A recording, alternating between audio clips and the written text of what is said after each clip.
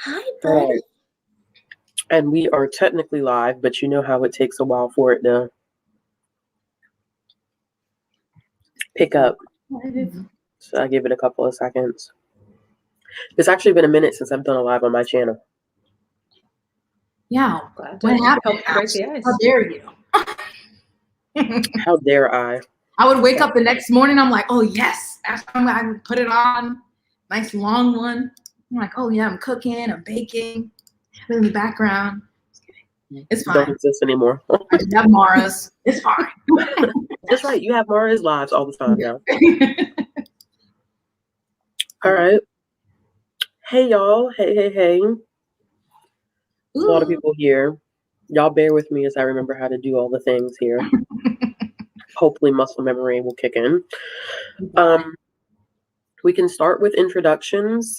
If you're here, well, I don't want to assume if you're here, you know who I am, because you could have heard about this from Jess or Mara. But I am Ashley. This is my channel, Bookish Realm. Let's share a fun fact. I think I've ever done that.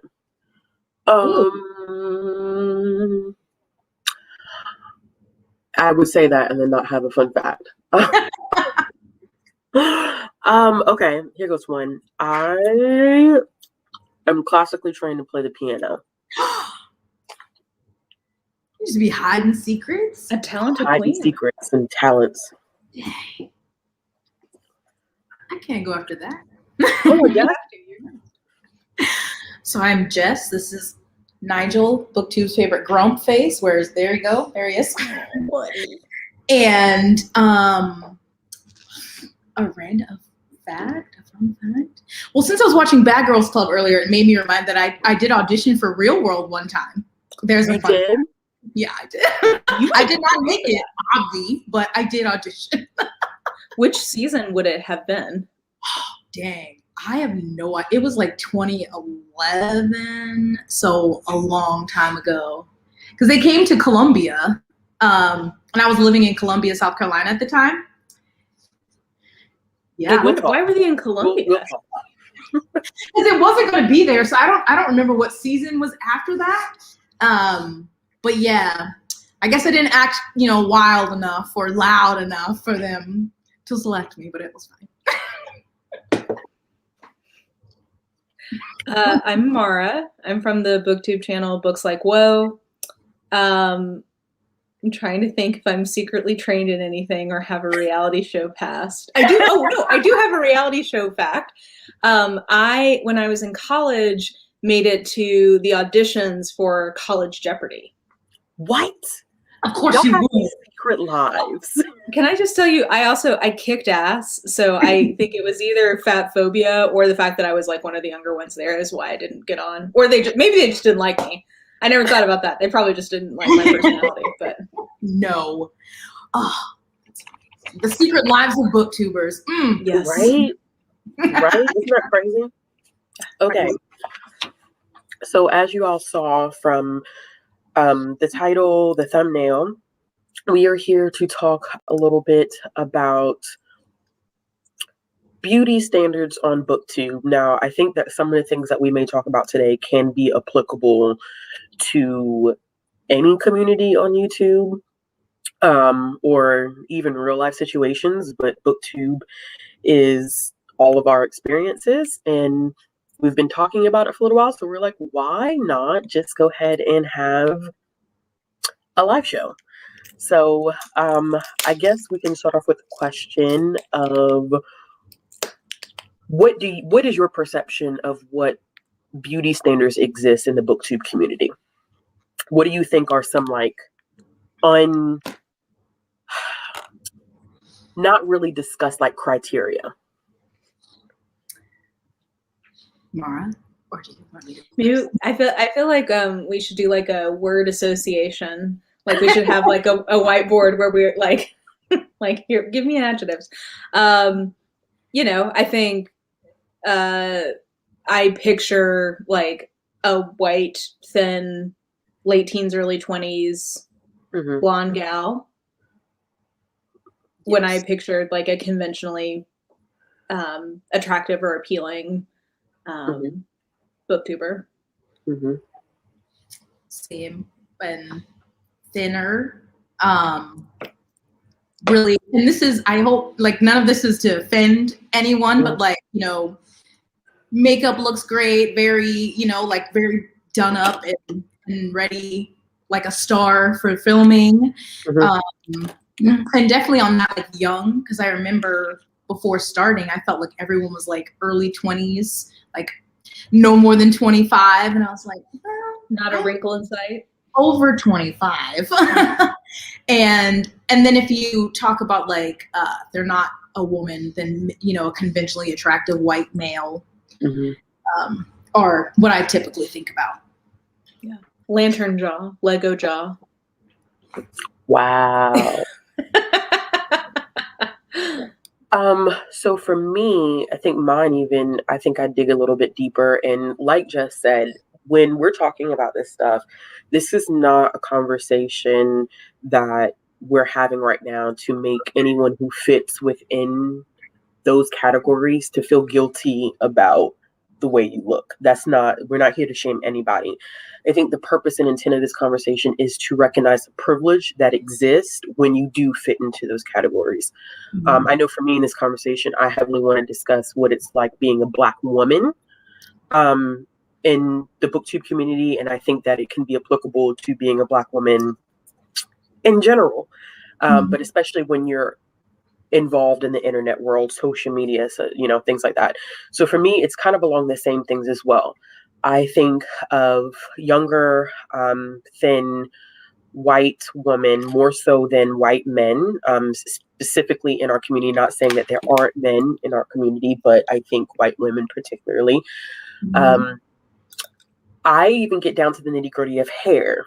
So my hair is not considered to be conventionally beautiful. I think it is to me because, child, we're trying to break every chain when it comes to Black hair. But I think that not having, you know, European standard hair, long, silky, curly, slick back edges, full face of makeup. Even though I do makeup, sometimes I feel obligated to have makeup on in my videos instead of being bare face. So yeah, I think, for me, I think a lot of it has to do from the perspective of a Black woman. It heavily has to do with proximity to whiteness, and that's just society as a whole. I think that Black women are often taught that we are more conventionally beautiful the closer we are to European beauty standards. The more we look like white women, the more beautiful we are, whether that's lighter skin, straighter hair, lighter eyes, etc., etc. So yes, especially with the hair, I feel that, because I feel like the best I felt on camera was when I had like extensions in and I had like long braids, because like, oh, it's long, so it looks better. I look better. I suck at doing makeup, so I stopped trying, but I was like, oh, I wish I could, so I could hide my under eye or, you know, a pop of eyeshadow or something. But it definitely is something I think about every time I'm like making a thumbnail. I'm like, oh, God, this. It's just frozen. Yeah, she is. I should take a screenshot of that face. And I was gonna say, she'll be back in a second. It'll be great. She'll be back. So Bethany makes she's back. Jess, we missed the last part of what you said. Oh, I don't know where I was like, oh, is it me? It's cutting out? I don't know what I was saying before I stopped. It was brilliant, and I learned from it. I could see it in your eyes. You were communicating that with passion in your eyes. I was just mainly talking about my own insecurities with my hair. Every time I make a thumbnail, it's something very much in my mind, like I need to do something different. And obviously recently I just got it twisted with the intention to follow my lock queens, Ashley and Bree.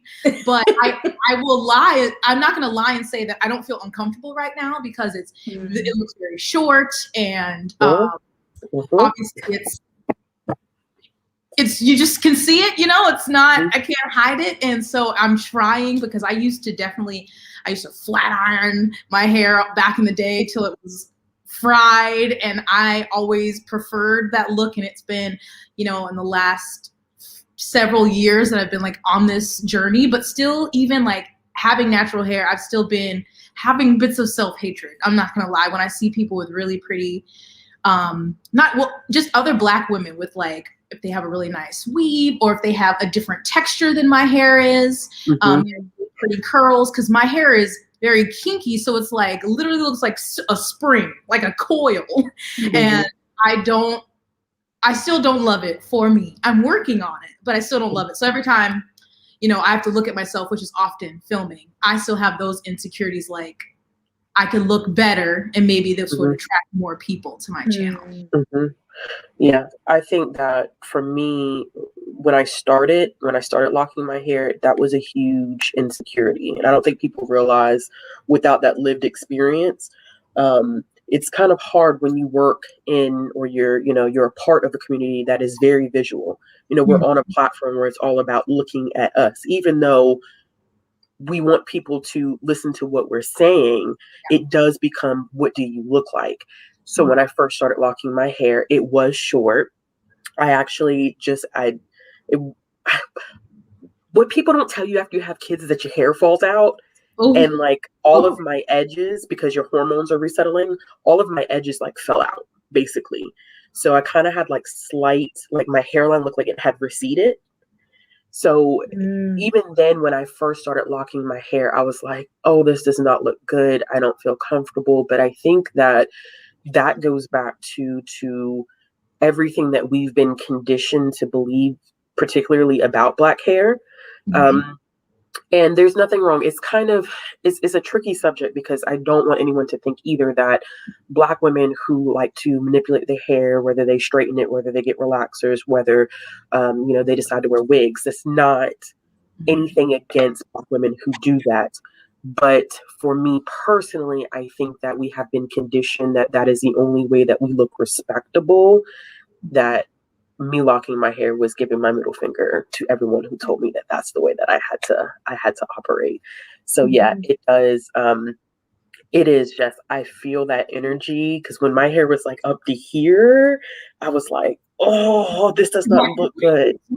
Yeah, I was like, oh, it doesn't look good. I didn't feel comfortable filming. I just didn't like the way it looked. And then I think last summer is when I was like, listen, boo, you either like it or you don't. I just can't. Like, it is what it is at the end of the day. Yeah. Okay. But let me it's see. Interesting. Go ahead, Mara. Go ahead. I was gonna say, I do think though because I always get into this with all my friends when they're like, oh, I'm having a bad hair day or whatever. It is just so interesting for me to think about like how we each conceptualize what our hair, like what a good or a bad hair day for us looks like.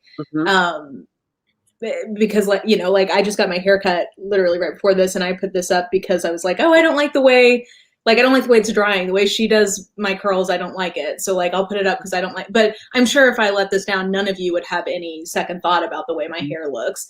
But it's so much in because like when Jess came on, I was like, oh, I like it. In my mind, I was like, oh, I like her new hair. But I think so much of it is also just the interplay between our self-perception of what we're supposed to look like, and B, what we think other people expect from us. Like that dynamic, I think, can really get in your head a lot if you're spending a lot of time looking at yourself, editing or whatever. Like you're kind of forced to confront your own image, and it can confront the difference between maybe what you in your head think you look like versus like what's actually on the screen. Yeah. That is tough. But Bethany makes an interesting point here. I actually think it's less an issue for men than women, because misogyny expects women to be pretty, whatever that is. And that's true. I feel like there's less pressure on men to, and I don't want to say, because I hate using the term look presentable, because what does that mean? I feel like that's, there is no way. Because some people would say right now, like, I don't look presentable because of my hair, which is kind of like, okay. But I think it's less pressure on them to feel like they have to reach a certain standard if they're involved in a visual social media kind of platform. I'm sure that there are men who have different feelings about like what does it mean to appear as a good-looking man on camera, but I do think that the expectations on women are a lot more difficult. I think it's harder. I think it's a lot more difficult. I think there's a more narrow definition of what it means to be an attractive woman than there is for men. Like, I think that there's a wider variety of what kind of men are perceived as being attractive or being desirable. Yeah. I agree.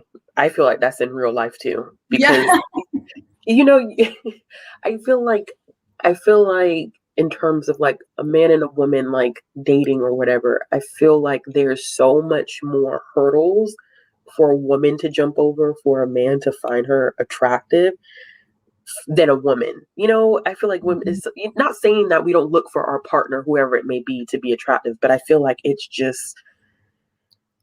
a lot more. It is a lot more. Well, I also think there's a lot of social conditioning around what men are allowed to find attractive. Yes. Because I think that men, I think, have just as eclectic taste in what they actually find attractive, but in terms of what is like socially acceptable. Yes. Or like the norm. Yeah. I feel like I always see conversations like this on Twitter, you know, where I live.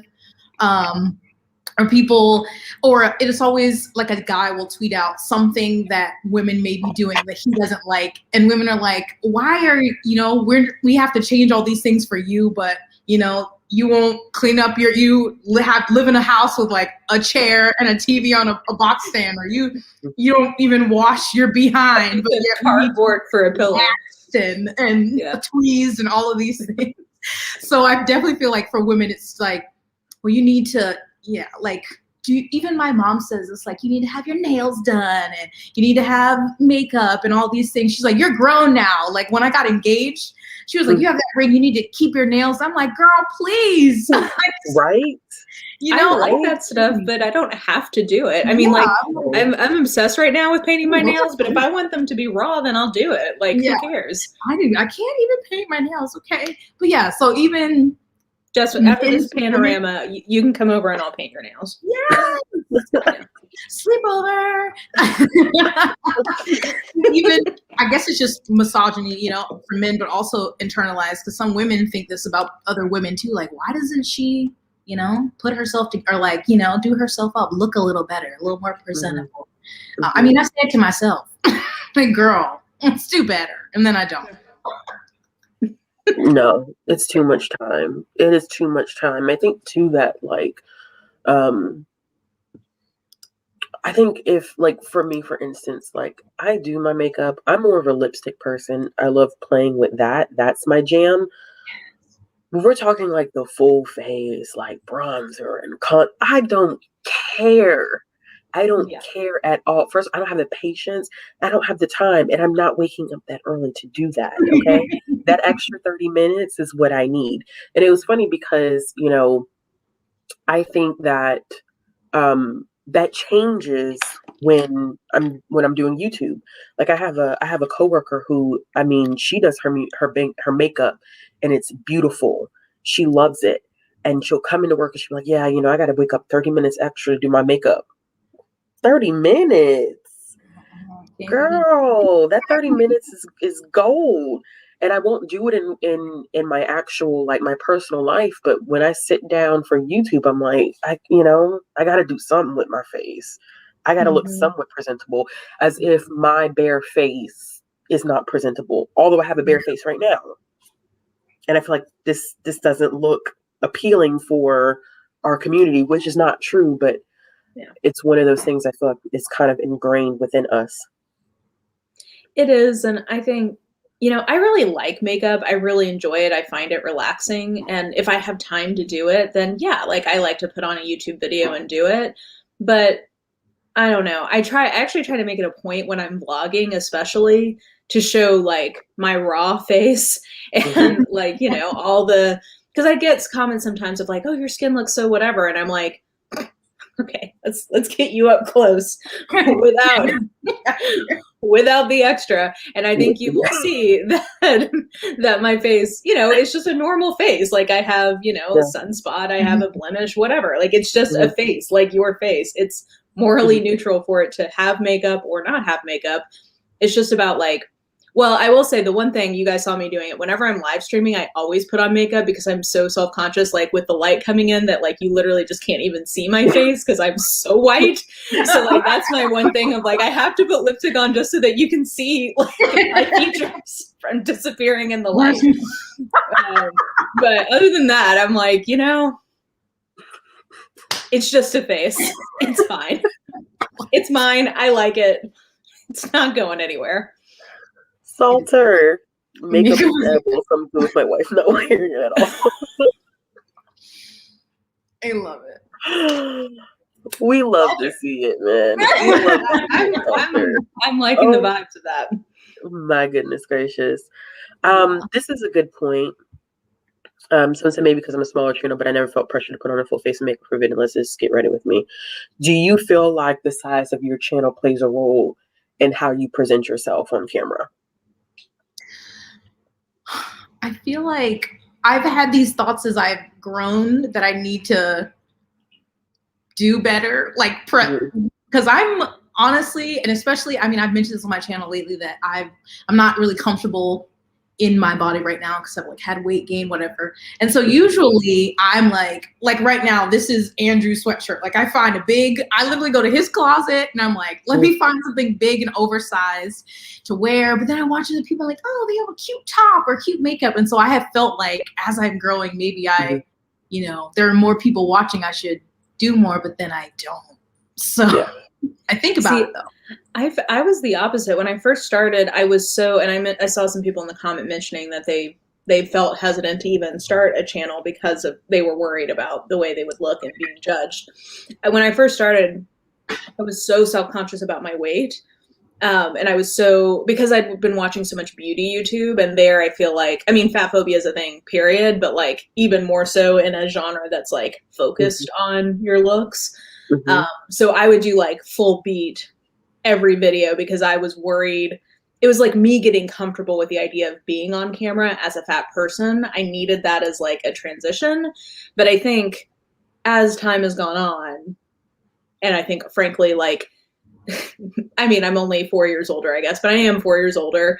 And also, you know, I've been really sick the last year and a half, and like I've had all these health issues. And I think it's also just recontextualized of like, my body's fat, but like I was, you know, I put on a bunch of weight from this medicine I'm taking, but like I feel better now with that extra weight than I did 8 months ago. So like, I'm thankful for my fat body because right now it's like that represents something that's healing me, not something that's like restricting me. So I think I just have a different perspective on it now.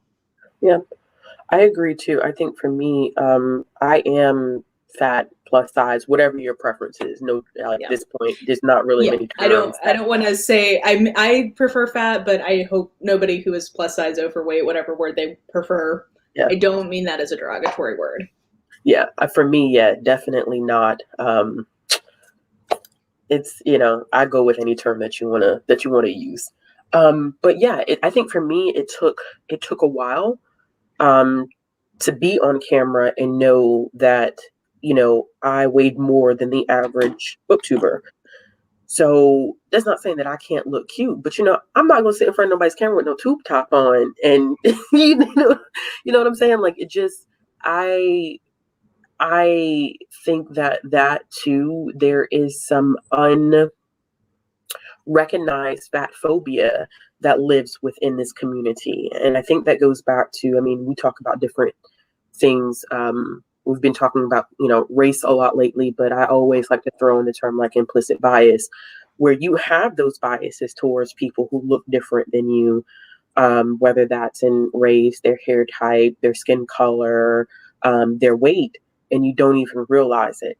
And I think that is a big thing that is a part of this community. You know, I think that it is the expectation that you have women who are more on the slim side. And I think too, like, being a Black woman, and I keep, because that's my experience as a Black woman. Regardless, I have hips and ass for days. Okay, all right. And thank God for it. And I thank God for it every single day, because it don't matter if I lose 100 pounds. Let me tell you, I'm still gonna have hips and ass for days. and and even then, I feel like, you know, even that is interesting now, because I feel like people want all of a sudden to be curvier. But I remember when that wasn't the thing to be. Now it's like, oh, I want curves. I want a big ass. And it's like, you know, I remember when Black women, it was difficult to have hips and to have a backside and to be curvier and not be plus size, because I was curvy at one point and I wasn't plus size, and it was still uncomfortable. So like you, Mara, I've had to come to terms with like my body changing so much and just feeling comfortable in who I am. And even after having a child, my body is so drastically different. And then adjusting from like what I was looking like before I was pregnant to what I was looking like now that I'm not pregnant anymore and I've had a child. And even though you can't see, like when I film, you can only see from my chest up. But still, even then, like if I vlog or something like that and you can see my full body, like, you know, over time I've had to be comfortable with like, this is my full body. You either love it or you don't. Like, I don't know what to tell you at this point. People, I think, you know, because I've been fat pretty much my whole life, I will say I think the benefit of it is that I've had to come to a place of self-acceptance with it more. And it is interesting as I watch a lot of my friends who have been more conventionally attractive for most of their lives, like as they have kids or as they age, it is interesting. And like, I guess it's something I can like support them in, of them being more on that journey, because I remember when I was probably like in my early to mid 20s, I came to this point of like, I can either spend the rest of my life hating my body or not. Like that, those are my options. And if I don't want to spend my life doing that, like, what does it mean to come to a place when somebody, I mean, to this point of somebody, I routinely get messages or whatever saying like, oh, you're fat or you've gained weight or whatever. And for me, I'm like, if the biggest insult you can throw at me is that I'm fat, that says everything about your character and literally nothing about mine. Like if you think that is an insult, I don't know what to tell you. Yeah. I haven't had any comments about this directly. In my comments, I get, though my mom FaceTimes me all the time, and I get comments there about my weight, or like, are you, because I naturally was thin for a really long time. And then of course, then I was too skinny, and then I gained weight, and then it was, now you need to lose weight. And I did. And then I've gained some back. And so it's very much like, you're not eating too much dessert, are you? Or you're not baking too many things. Are you maintaining your weight? And I've been like, I've talked about this in a video briefly, and I talk about it with my therapist, and she's like, you need to tell your mom to stop that. And I'm like, well, I mean, I know I'm grown, but I'm still kind of terrified of her, so I can't tell her that. So I haven't luckily, or I haven't seen them under my video, but it's definitely like a family thing. And something I'm always conscious of when she calls, or if I FaceTime with my dad, I literally am like at angles so they like can't see that I have changed size, which is so upsetting. And then I also, when I edit, I've seen sometimes if my chair is back further, you can see more than like below like my chest. And I'm like, I will crop it so you don't see, because I don't feel comfortable with where I am. And so, yeah, I mean, I went to therapy on Thursday and kind of had the same conversation. Like, you can either, you know, torture yourself and always know that you're going to have to be doing certain things if you want to look a certain way, or you can appreciate your body for what it is. And I'm not there, but. And I mean, we live in a society that like is designed. I mean, yeah, this is part of how I stay like, I focus whenever I feel bad about my body. I have this moment of focusing it back on the anger towards like, yes, my family of origin, which certainly, you know, passed on their own trauma to me with regards to weight.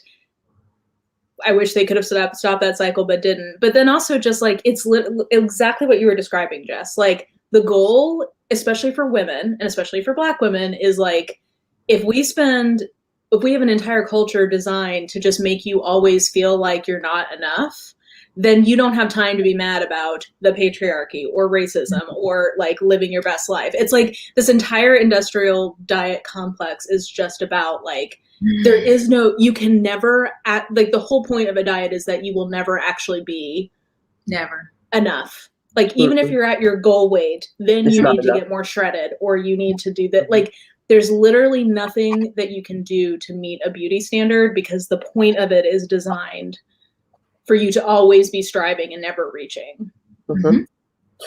I think a lot of too, because my mom is the same way, Jess, and we have fallen out a good number of times, and I've had to correct her on small things that she said when me and the baby FaceTime her. And I told her, you can't do that, because this is my child, and this is where the cycle stops. Because I think a lot of times I feel like too, it's a generational thing, you know? I feel like our generation is a lot more aware of anything that's said about someone else's body. And, you know, my mom and I have constant back and forth. She's never satisfied until, you know, I'm back to the size of high school. And, you know, I don't want to be the same size. You know, I didn't look good at that size. Me either. I don't feel like I looked healthy. No. It just didn't, you know, I was like, you know, you can see like my collarbone sticking out. I'm like, oh, girl, like, you know, I just didn't feel, that wasn't for me. Like, I didn't feel comfortable, but my mom is very much so like that too. Very like, you know, are you eating healthy? You know, are you doing this? And it's like, you know, mind your business at this point. I'm too old. But you know how you know, you got a Black mama. There only but so much that you could say, you know? Yes. And, so, you know, I take it a point to kind of ignore it. And I deal with the same things in therapy as well.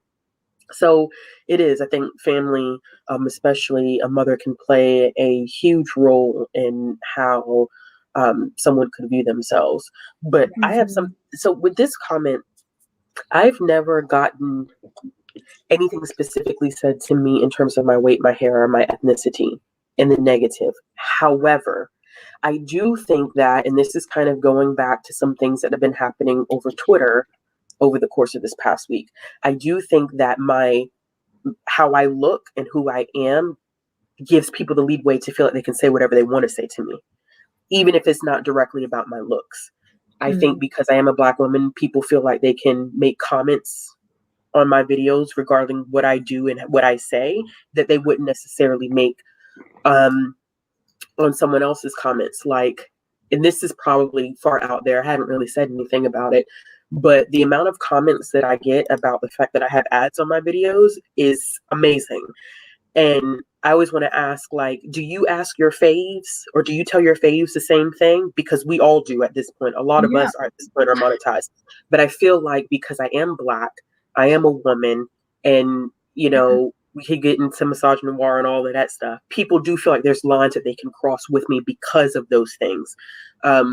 Now, I don't think anybody's foolish enough to say anything about my weight or my hair, because then you just asking to get dragged across the internet. And I've been trying to do better about it. Oh, my go-to now is whenever I put this up in a recent video, I had my most recent, like, you're a fat SJW. That's like the go-to. That's the one I get pretty frequently. So my go-to is always, OMG, you're so kind. Like, I just respond of like trying to just like put it back on them of like, what were you doing with that comment? Like, what does that make you feel better? Does that help you sleep at night? Like, yeah. Like, this is how you're spending your limited time on this earth. It's like, what are you doing? Well, like, it doesn't make any sense to me. But yeah, I think too, like, when you are presented a certain way on the internet, people feel like there are no boundaries for what they can say. And they won't feel like they need to withhold from saying certain things. They'll comment on anything, or, you know, whether that's your looks or how this is done or how that's done. And I was telling people, it comes with the territory, but nevertheless, you know, it is an issue that some of us, I think, have to deal with a little more than others based on how we look. You know, it is what it is. It's a fact. It took me a while because I think my adjustment was a little weird because of what happened last year and how my channel grew because of last year. I didn't have time to mentally prepare myself for the garbage that I was going to get as a result of being a larger channel. And I didn't have time to slowly build myself up to that.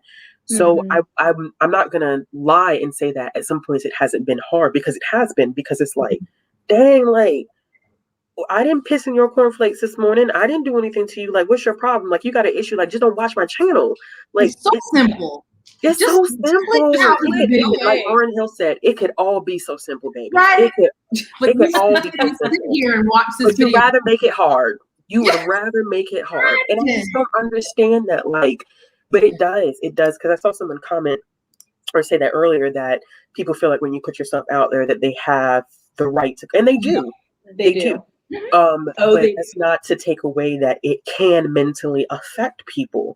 It does have its ways of like, you know, you open up the comment or you see something pop up on your phone, you're like, really, like, this is the last thing that I needed to see today, especially if you have like outside factors going on in your life, and then somebody drops a comment like, oh, you look fat today. It's like, and I could talk about your mama, but I wouldn't do it. I'm not going to stoop that low. And I have done that. And I said, I'm not going to do that anymore. I told one guy who came at me sideways that his mother should have swallowed him. And I felt so bad about it. I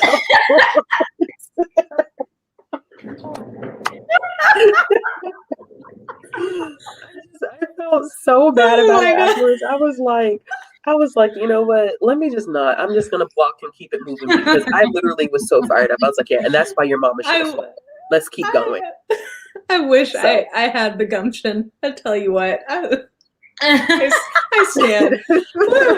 But I think there's this weird line, and I think I talked about this on a live stream earlier this year, of like, I do want to give space for people to disagree with me. Like, that's totally fine. I don't have a problem with people. I put myself out for consumption. It's fine. But it is hard. I think I've had to get to a place where I'm okay, I felt guilty accepting the positive comments people would make about my appearance, because I would also, like, I felt like if I'm allowing the positive, I have to also allow the negative. And that's just not the case. It's like, you're not allowed to talk about me and the way I look in a negative way and expect that that's just like a part of what I've signed up for. I know that that's how the internet often works, but that's not actually okay. It's not. Yeah, it's not. I don't think people realize that there's a lot of, you know, just talking about beauty standards in general, there's a lot of mental health correlation between those two, and it can wear on somebody mentally. And that's why, you know, we do open ourselves up for that. But I think that too, at the same time, you've got to be understanding of why someone can take that so hard. It is, you know, you're not getting, your intention is not to get on the internet and for people to judge the way that you look, you know, especially in our community. Like, we're here to talk about books. I could care less if you find me attractive or not. I'm not trying to get you from my bed. It's the simplest 1, 2, 3. I'm here to share what I read. I want you to read these books. Right, I want you to read these books. That's it. Nothing beyond that. This is not Tinder on YouTube. Okay. So for me, you know, I'm not here. I'm not here to impress anyone visually. And I get enough of that from not saying that this isn't the real world per se, but in my personal life and how I have to move through society, I get that enough. So you don't want to get on the internet and you're already dealing mentally with how the world perceives you. And then you get on the internet and it's like, oh yeah, you're ugly. Your hair sucks. Your hair looks nappy. You know, oh, you black person this. And it's like, I just, you know, you don't want to deal with that. You don't want to deal with that. Or even the subtle, like, you look tired. Oh, damn tired. Damn. Like, correct. You have discerned the fact that I am tired. Congratulations. Like, even now, just like looking into the camera, and I think I saw a comment about this earlier, I'm just like very fixated on my nose, because I feel like, I mean, it's another typical, a lot of Black people have a bigger or wider nose. And so I'm just like fixated on it right now. And it's just like, how can I look but not look at myself at the moment? And it just, the mental part of it, I don't even know after editing and all these things, I'm just like, I don't want to look at her. I don't want to see her. I'm so tired of looking at myself. But I don't know. I think I don't know. It's so hard when I get in that space. I go back, speaking of therapists, to something my therapist told me at one point of like, your check to yourself on how you speak to yourself should always be, would you say that to your friend? And I do always like go through that process of like, if I'm having a day where I don't feel pretty or I feel whatever unacceptable in my body or whatever, I think through, friends of mine who have put on weight or who have, they have something that they're insecure about in terms of the way they look or whatever. And it's like, that's never the thing I see when I look at them. You know what I mean? Like what I see is them. And like, I think I'm like the biggest hype man for any of my friends. I'm like, you are a queen. You're beautiful. Like get rid of this trash person who's telling you anything different. So I try to like filter my self-talk through that, but it is hard when you spend so much time just looking at your own face. Yeah. I find it very easy to tell my friends, I'm like, don't you talk about my friend like that. Or like to them. But to me, I was talking to this about my therapist, like it just is automatic. It's not something like I have to think. Like I get out of the shower or I look at an image, that's not posed. And it's just like, my mind just says it. It's not like I like pause, like think of something to say. It's just like my mind instantly spews something like disgusting. And she's like, you have to fight against it. I'm like, I don't know how. She's so loud. But yeah, it's like somehow it's like I gotta get to the point where I can drown her out. But it's just so, because it's our parents and our culture and every Instagram asshole in high school, and it's just all of it. It's like this one cacophony, and it's like, how do you drown all that out? And some days you can, and some days you can't. Here goes a flip side to this.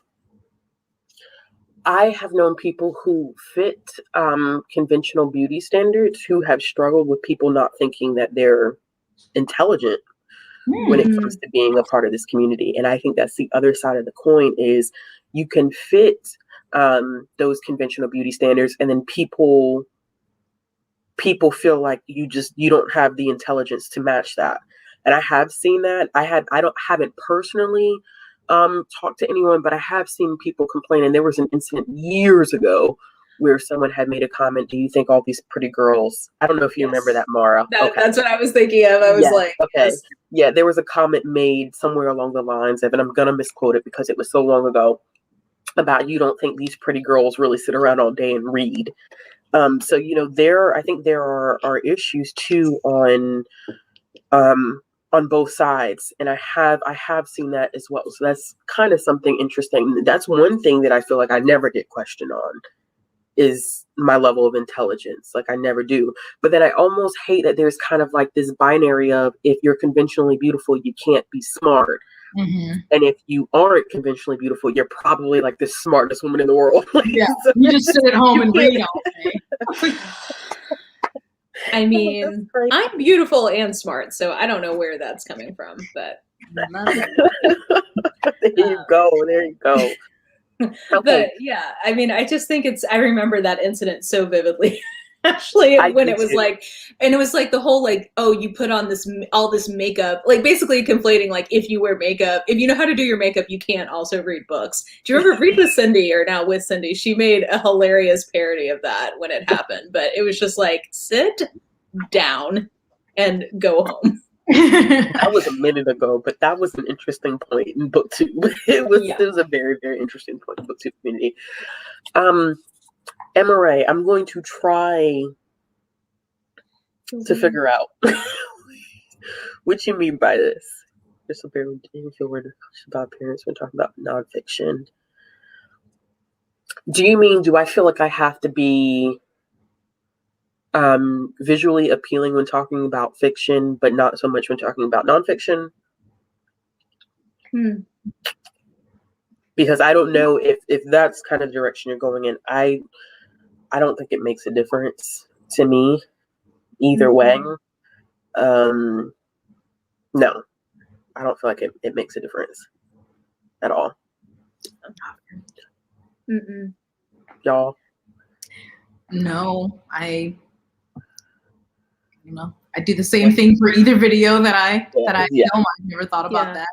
It's much more situational for me. Like, I'm much more likely to have my makeup on if I'm sitting down to film versus if I'm vlogging. Yes. I mean, people who've watched my vlogs, like, y'all see me crusty out of the shower. You see me, like, first thing in the morning, like, like, you know. So that's more what the driver for me is versus, you know, what kind of book it is. Yeah, this is an interesting comment too. Yeah, I think Booktube in general does not see, it depends. I mean, I feel like there are exceptions to the rule, but I feel like Jess is a good example of the exception to the rule, I think. Sorry, Jess, to put you on the spot. But Jess does something completely different with her channel. And it has done very, very well, rightfully so. But I think that for a good chunk, it doesn't necessarily always reward what's different. And I think that can be applicable, though, for any community. I think the more standard things are, the more you are rewarded in the community. That's not to say that there aren't exceptions to the rule now on either side, because there are people who do standard things and it doesn't do well, and there are people who do atypical things and it does very, very well. But I think for the most part, maybe not so, if that's what the intention of that comment was. Hopefully I read it right. I think, yeah. Go ahead, Mara. Sorry. Oh, no, I want to see let's see if I'm trying to do. Oh, interesting. Oh, that's an interesting point, Emma. I think for me too, because I often talk about the two in the same video. I rarely ever differentiate between, like, the only time I think I've actively done that is when I talked about, like, my top nonfiction books for the year. And even then, I still had a full face of makeup on. Usually I keep mine in the same video, so I don't really see the difference. I see the difference in terms of, like, Booktube as a whole doesn't really read a lot of nonfiction, so they're not drawn to it. Yeah, nonfiction underperforms in general. Well, I don't know. I always notice that it underperforms. So, but I like it. I tend to just mix it in with the rest of what I'm reading. I do too. So I probably don't see that. I don't see that as much, as opposed to just, it's not a genre that people are interested in general. Specifically, our community is not really. We're not a nonfiction. Wholly, like, as a whole, we're not a nonfiction reading group of people. No. Yeah.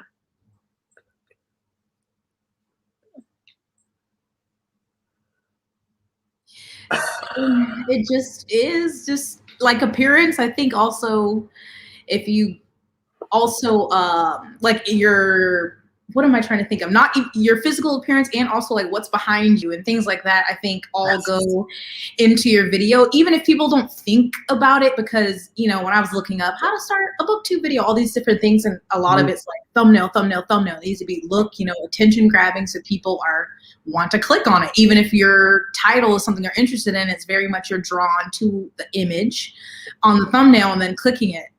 Pretty shelves, lights, or, lighting, all of that. So all of us, us included, when you click on a video, even if you're not thinking it, you are like, oh, well, this one's prettier than, I remember, I don't know if it was a sociology or psychology class I had. It was something like we were learning about prejudice, like how everyone has prejudice. And we had this computer with flash images, like you had couple seconds to choose. That would be so hard to do with, like, Booktube. It was like with the Booktuber, like thumbnails, and you're just like, I want to watch that one or that one, and you would just, at the end, you could see, even you weren't even thinking, because you don't have a long time to think. You can just see what things you just choose, sub or unconsciously.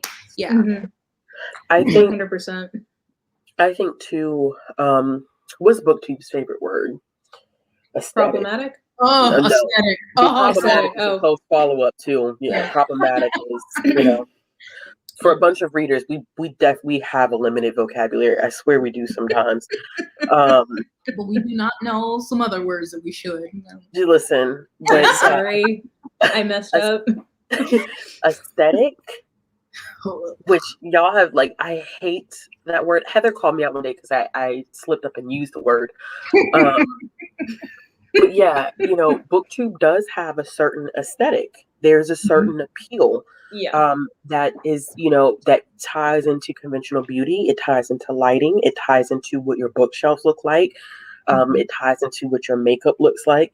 And it is unfortunate, but I think that has a lot to do, once again, I feel like Booktube as a community may not even know what, and I'm going to keep saying it. I feel like I've been saying it forever. But I think that Booktube as a whole doesn't know what implicit bias is. Okay. People ask questions like, oh, well, how come, BIPOC YouTubers don't get as much recognition? And it's like, well, because the algorithm doesn't feel like we need recognition, because as a whole, Booktube continues to watch the same people over and over again. And, it's not that you're intentionally, some people may be intentionally, I'm not going to count those people out, but I think there are a lot of people who are not intentionally doing that.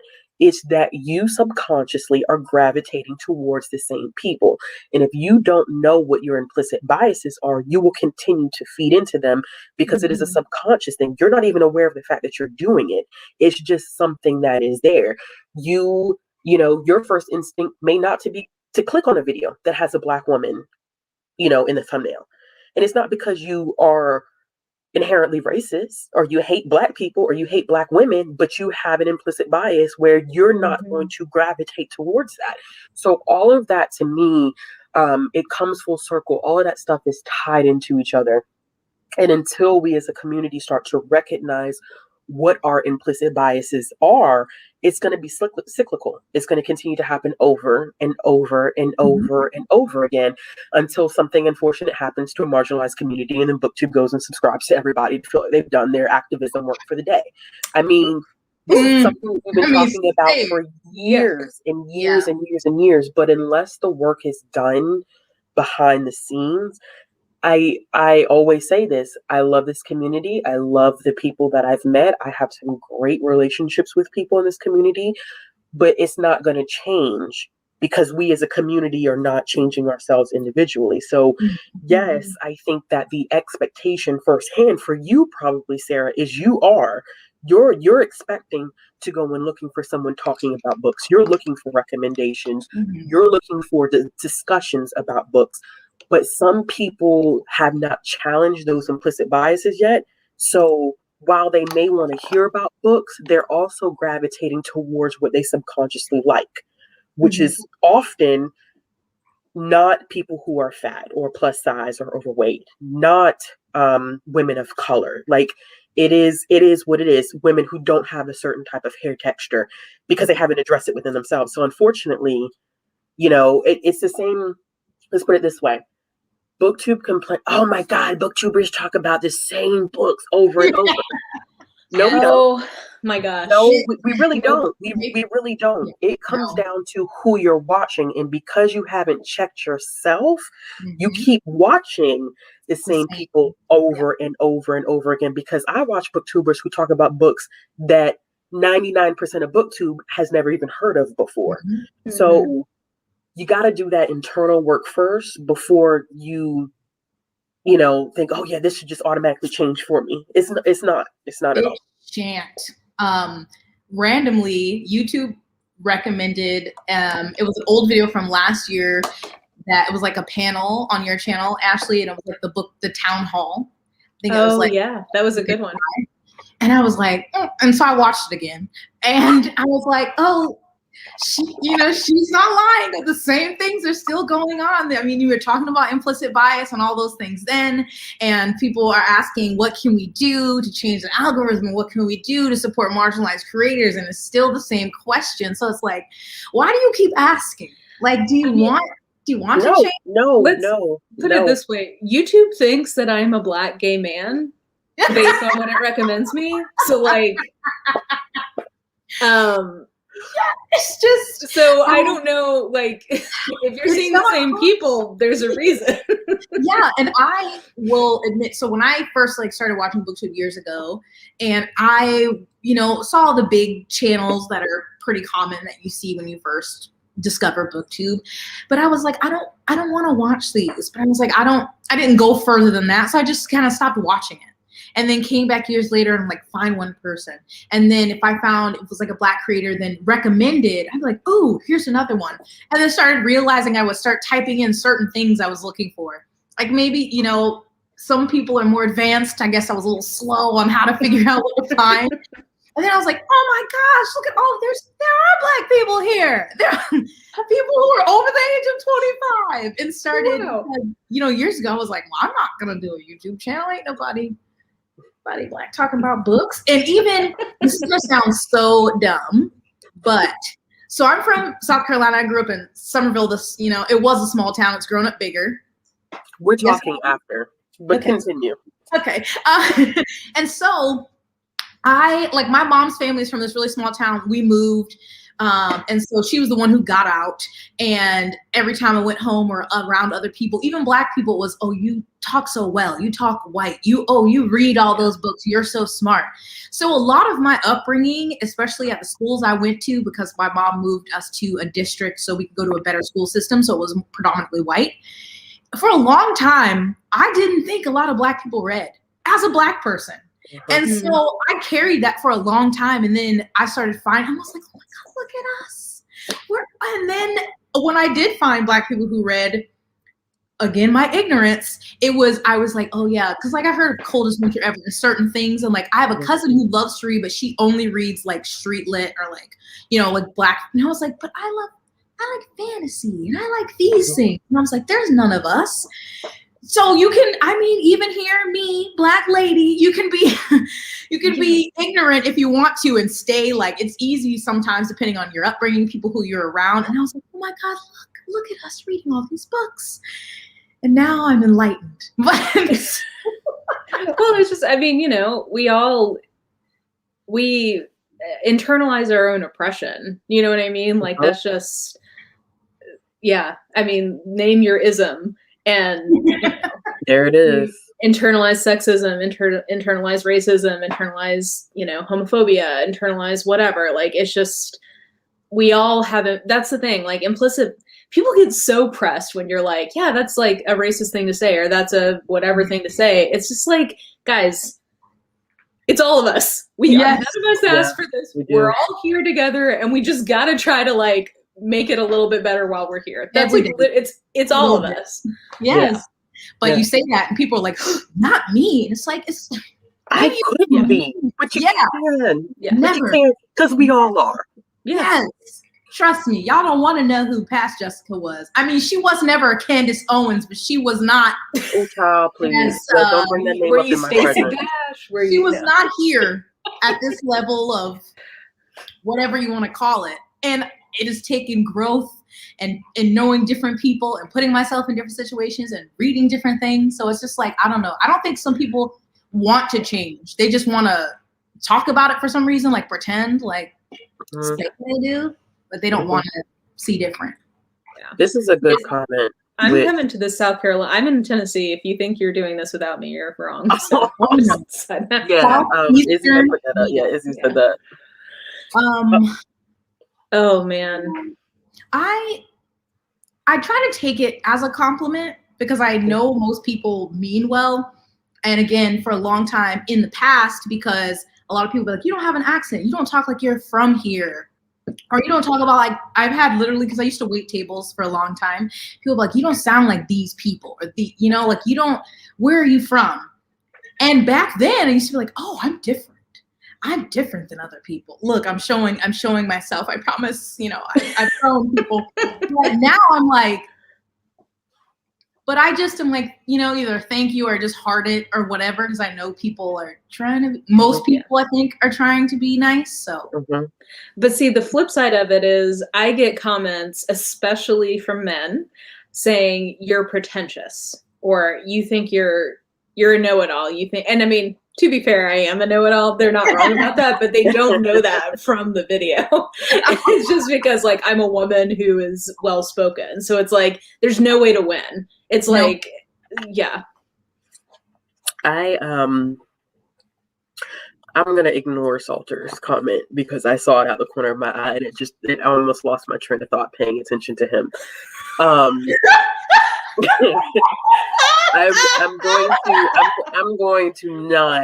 not gonna even address it. Salter. So I want to get a beer with Salter when this panorama is over. This is I hate being told that I'm well spoken or I'm eloquent. And I know that may seem awkward because I feel like, Jess, I don't think I get it as much as you, but I have gotten that comment. And mine is because of being, I was a orientation leader at the university that I attended after my freshman year. Mm-hmm. So it was a competitive program or whatever the case may be. And of course we did all the freshman orientation. And, I went to a PWI, which if y'all don't know what that is a predominantly white institution, which as a Black woman going to PWI, Lord have mercy. But hearing white parents tell me all of the time, oh, you're just so eloquent. And being from the South, it does not hit the same as it is. It's coded. It is coded language. Yeah. And even in my profession as a librarian, I used to work in a more middle class, predominantly white area. And I used to get comments like, oh, you're just one of the smart ones.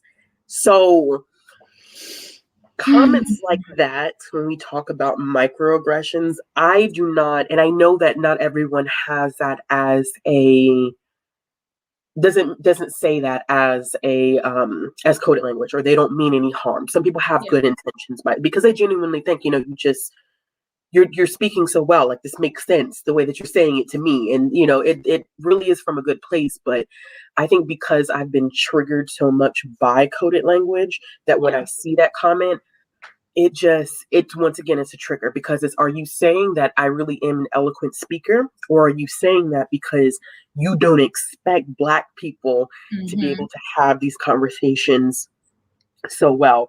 So, yeah. I think that if you're something that I very consciously try to do when I'm trying, because I mean, often when I'm watching you guys or any number of the women of color on Booktube who I'm like, yes, I love, like, that's exactly what I was thinking. I try to phrase it in a way that makes it clear, like, specifically what I'm trying to communicate is that in this specific topic, you took what I was thinking and said it so much better than I could have. But like, I do think it's important for, like, if I'm seeing in the comments people saying, oh, I didn't realize, like, if you don't know that that's coded language, it definitely is. And like, if what you're wanting to compliment a person of color on is in a specific instance, how well they've articulated something, you need to say more words than just like, you're so eloquent or you're so well spoken, because it's not a neutral comment the way that it might be to a white person who you say that to. Sadly, yeah.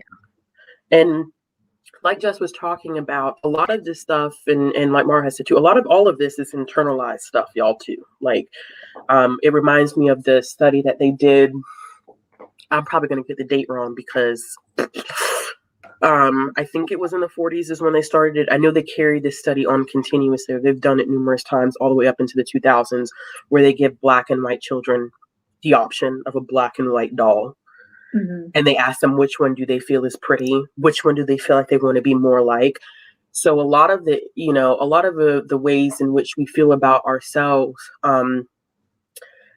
it's internalized. It's society, man. Like, you can't, it takes so much to break yourself mentally, and it's a retraining process. And I'm going to talk, I keep going back to my hair because I don't think some people realize like how stressful that is when like 10 years ago and even now, there are Black kids now who are getting, kicked out of school because they have braids or they have locks. It's not something that kid who like, got his hair cut when he was wrestling, that like I literally just like cried because I cannot would go to imagine. jail.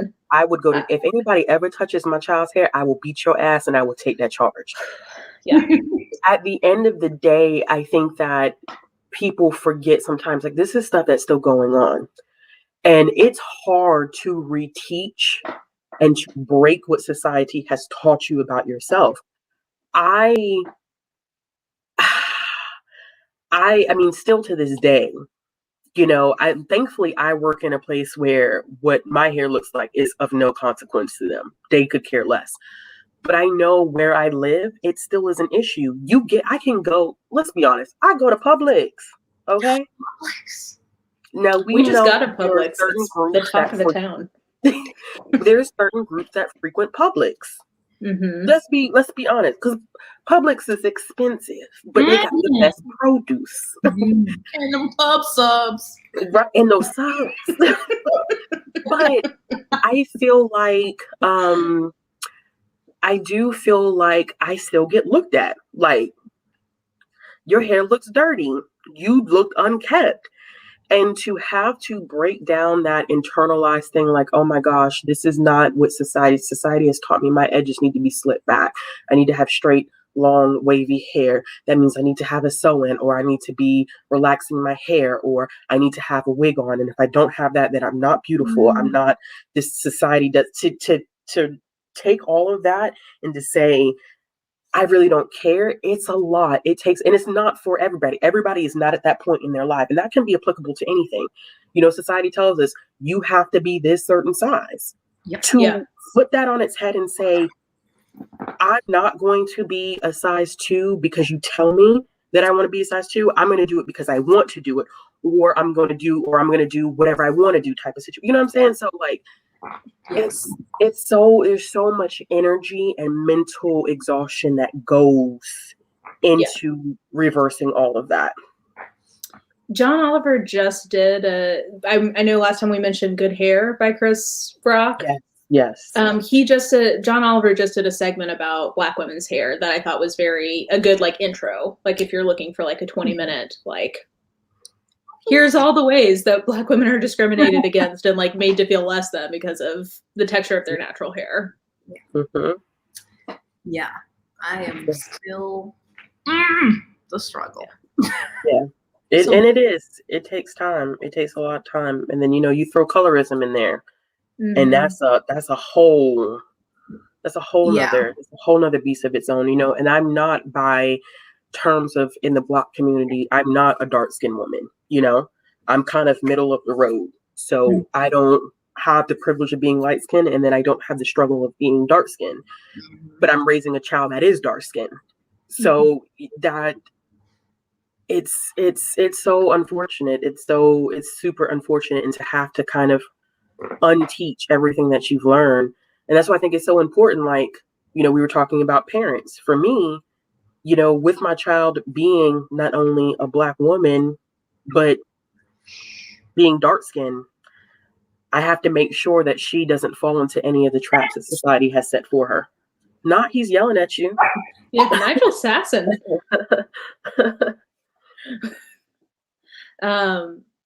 Yeah, I mean, I think not passing on some of those messages is like such a gift to your daughter that she, knowing parent-child relationship, she may never fully appreciate, but it is a gift. You're saving her hundreds and thousands of dollars of therapy later in her life. Honestly, I can't imagine that just seems like a lot of pressure to unpack your own things that you've dealt with, and then trying to, be better and teach more for your daughter. Go, girl. You're not passing those messages on to Nigel either, Jess, I hope. Yeah, no. Yeah, no. Okay, good. He is beautiful just the way he is. I think how this is something else that I've kind of seen. I don't know if it would technically fit into beauty standards, but what about the way in which we talk?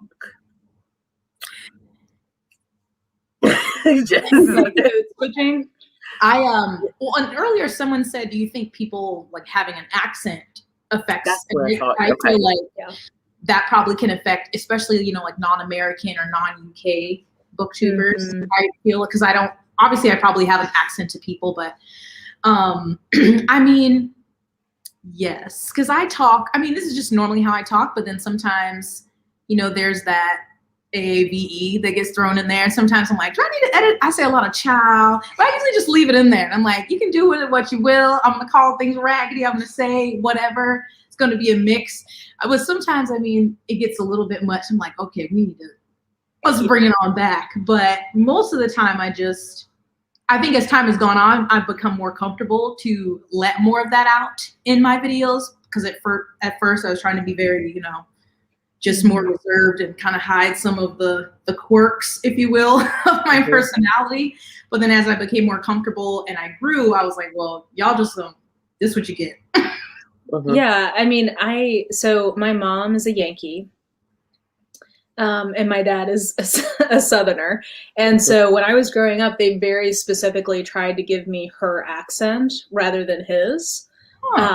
So like they would correct me and have me pronouncing things the way mommy does, not the way daddy does.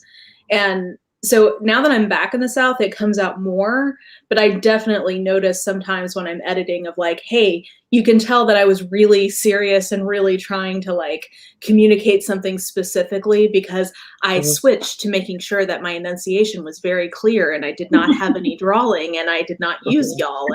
And it's interesting because in the South, there is this sort of overlap between AAVE and just Southern sayings. So I also sometimes catch myself not wanting to be appropriative, but like when I'm relaxed, sometimes just like white culture in the South has observed, as with many things, has taken things from Black culture and repackaged it and appropriated it into our own culture. So like I do sometimes catch myself like editing out things that I know are AAVE because I'm like, I think if I'm with friends, the context makes sense, but I don't want anybody to think that I'm trying to, be insensitive or, have Gen Z slang according to Saturday Night Live. My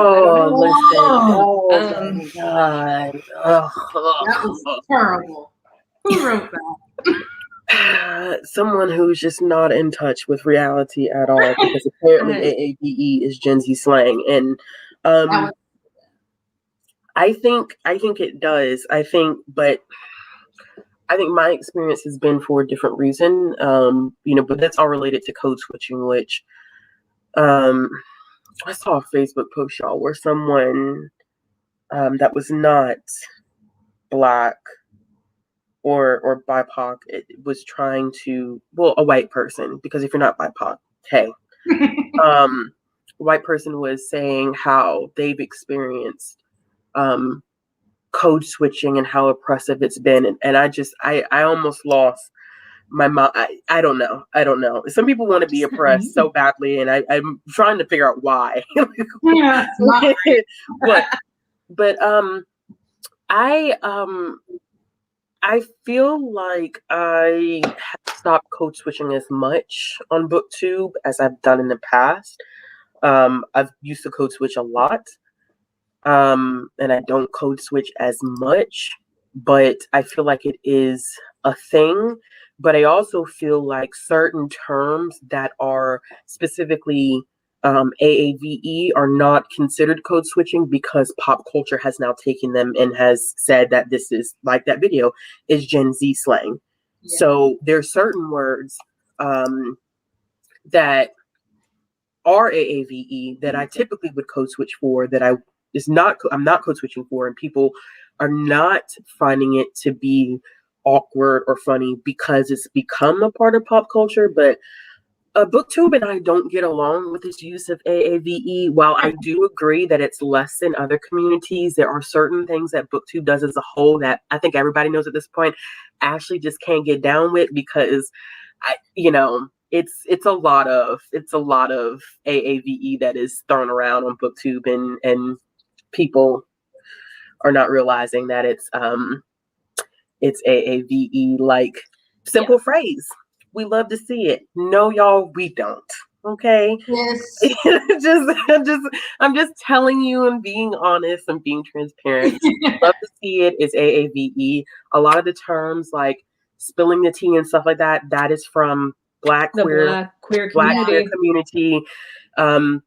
and it's not, I think the issue that a lot of people feel like is that by the Black community saying like, using certain words like cis, like don't ever come out your mouth and call me cis if you're not Black, because I'm not your cis. I'm just gonna let you know that. People feel like the Black community is gatekeeping, and it's not gatekeeping. The issue behind it is that Black people have historically been considered less intelligent than their counterparts for use of AAVE, which a lot of people will know as ebonics. I mean, that's old school term. Mm-hmm. But when people used to speak in ebonics/AAVE, we were looked at as being dumb and stupid. We were ridiculed for it. We didn't know how to use correct grammar. When you went through school and you culturally were speaking in a way that, I mean, this goes all the way back to slavery. Yeah. When you were speaking in a way that was comfortable for you, kids were ridiculed for it by kids around them and by teachers alike. So to minimalize something like AAVE, which Black people have had to suppress, it is very important to recognize and acknowledge it. And I know that a lot of people don't do it intentionally because it's become such a mainstream thing now to say something like, we love to see it. I get it.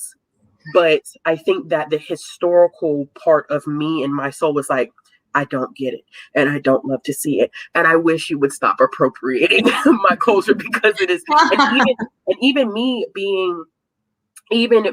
not being a part, and it's especially like Black queer men that come up with a lot of these phrases, and even me as a Black woman using some of these phrases still is infiltrating on another community.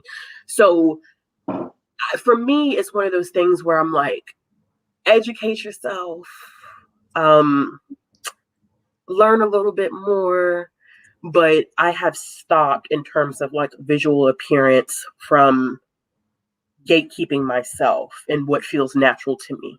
So, yeah. Well, and I think somebody in the chat said it, but it's that white culture or mainstream American culture, whatever, wants Black culture, but not Black people. That's the heart of it. And it's like the number one way you can, like, I love if Black people stopped producing cultural artifacts for the world, like where would we would be? Nowhere. Bored and bland. So like what the number one way you can enjoy Black culture is to enjoy Black artists. You know what I mean? Like read books by Black people, buy music made by Black people, buy art made like that. That to me is like how you enjoy Black culture without separating it from its creators. This is another one. It's for me. Stop. Please stop. Stop. Because what ends up happening is that the Black community feels like, literally, it ends up feeling like we literally cannot have anything for ourselves. Like you're looking at a group of people who have their culture was stripped from them. A lot of us don't even know where we've come from. We can't trace our ancestry back, generation after generation. You could probably trace back to when your great granny was a slave, but that's as far as it goes. You know what I'm saying? We don't know anything past that. So when you have so much of you, your culture, your identity stripped from you, and you've had to recreate and rebuild, it does make you feel some type of way to see someone who does not have, because when I see stuff like that, sometimes I feel like it's a lack of respect. You don't have enough respect for my culture to even understand what you're doing, even if it seems like it's mainstream. So it just, y'all, there are more phrases than we love to see. And for me, there's a lot more, but I just can't, I can't get into the nuance of the phrases. Well, it's a lot. If you love drag shows, like you get in on the ground floor of a lot of the creation of AAVE, because that's where a lot of it comes from as Black queer entertainers. Like that's where so much of it comes from. And people are saying, oh, I didn't even realize. Yeah, I mean, like I feel like half the slang that evolves is actually rooted in AAVE, and so frequently it's also from queer culture. And yet the people who are creating it are oppressed, trans people, are literally right now having like healthcare rights taken away from them, and yet you're enjoying their culture and not them. And this too, Melissa, well, maybe I'm coming from a place of bias because I know you personally. I think I am coming from a place of bias, but I think, and from what I know, we've worked together long enough that I know that you're not doing stuff in ignorance, meaning like you're not just doing stuff to do it. I think that sometimes it can be difficult. And I'm not saying that people are not going to slip up. We're human beings at the end of the day. You're going to make a mistake. I think it's people who refuse to acknowledge that it is cultural appropriation. There are people who use these phrases and refuse, because the guy who did, from what I was told, the guy who did the SNL thing was like, "Oh, I've never heard of AAV." Like, shut up, do research, come back and apologize. Like, don't get on Beyonce's internet and then come up with things. "Oh, I've never heard of AAV." Well, somebody should have said, "Well, you probably heard of Ebonics," and right? Because everybody in their mama heard of that. So I think it's different when someone has good intentions and they're trying, and you still because you're gonna make mistakes no matter what. Whenever you're educating yourself, you're learning about someone else's culture, their background, their life experience, you're gonna make mistakes because there's no possible way that it's not your lived experience. You're not gonna know everything. But there are people who, listen, they don't care. They could care less. They, oh, there goes another one. Say less. That's another one. that's another one. I couldn't think of. There's another one.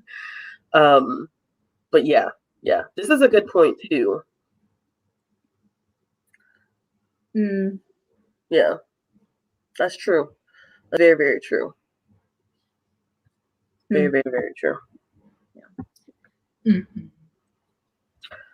Yeah, I see the kombucha girl, Brittany Broski, used that Gen Z slang excuse when she got called out, and she's still using AAVE like it's not a problem.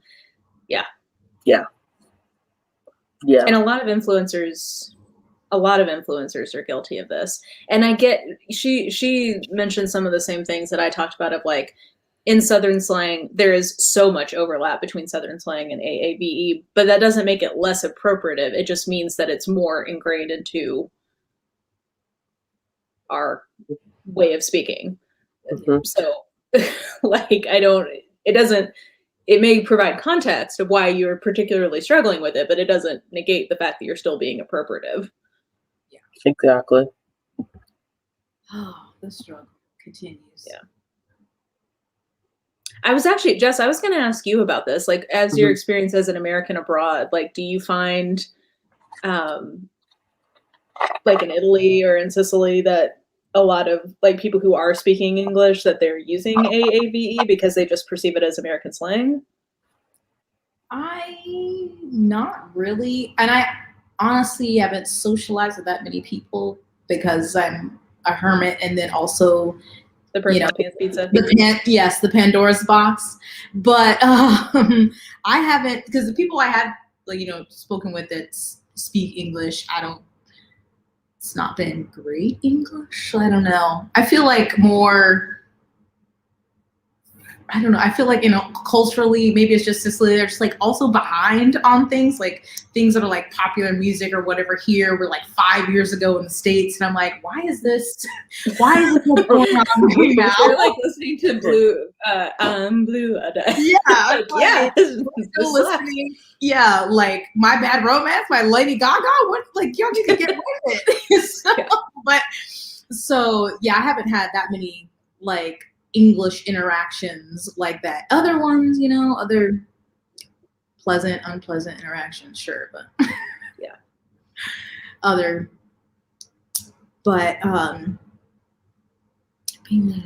Sorry. No, you still say awesome. Awesome is great, Hey, cool beans. I say cool beans. Middle school vocabulary. Yeah. So many.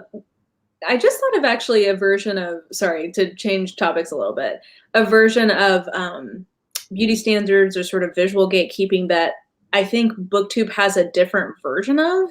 Because I was thinking about how a lot of YouTube communities, there's flex culture. So getting back to the sort of like classism element of like this is my like Gucci. Also, I mean, no offense to people who like Gucci. I don't understand. I don't understand it. But like, here's my Gucci this, here's my Gucci this, here's my like Cartier bracelet. I don't know, like I feel like every influencer for a while had this one specific Cartier bracelet. Like there's a lot of flex culture. And I feel like Booktube doesn't have that version of it. But I do think that there's a lot of visual gatekeeping in terms of books and like what kind of shelves you have and like what that looks like. Like that's our version of flex culture. And I think because I am a sucker for beautiful books, I definitely feel guilty that I like feed into that. And I do think it contributed to my channel's growth in terms of just like having really nice looking bookcases behind me. So yes, it was so, I mean, like, I'm sure it was expensive because it was covered in diamonds, but it was not huge. I don't know. It wasn't, at least it was not for me. It was not my aesthetic. No, but yeah, that is, I mean, that goes into if you have, I mean, when I found Bookstagram, I had like one Target black bookshelf that was like collapsing under the weight. You mean all of mine that are in the background? Yes. Like sagging under the weight of the books I had on them, and I had some like stack on the floor. And then I was like, oh my God, that's like the first time I saw like the Billy bookcases. I was like, oh, look at these people have full rooms and all these things. And so I was like, I need this. I need shelves. So that probably definitely feeds into it if you click on a video and people have all these things behind them versus if it's like one shelf or no shelf. Yeah, I do. I think it plays a huge role, which is why I think that newer, and this is interesting because it is beauty standards, but from a not talking about the physical like person and decor beauty standards. Yeah, decor beauty standards. I think that. I think it is, and it runs into the issue of people not feeling comfortable joining the community because of the fact that they don't have, the bookshelves or the books to match. And then I feel like that's what continuously drives our discussions about consumerism and people buying all these books and then not reading their books. And I think that acknowledging that there is an influence is important. I think it is. Now, what you do with your money is your business. I don't pay your bills. I don't have your financial responsibilities. It's not my business. I really don't care at the end of the day. But I think it is important to note that we do have a gatekeeping aspect of Booktube where we do, and myself included, because I have a shelf full of books behind me whenever I film, it does influence people or make people feel as though in order to be a successful booktuber, they have to have the latest bookshelves, or they have to have the latest hardcovers, or they have to have pretty editions. Now, if that's your guilty pleasure, that's your guilty pleasure. You only know what you can afford and what you can't afford. Yeah.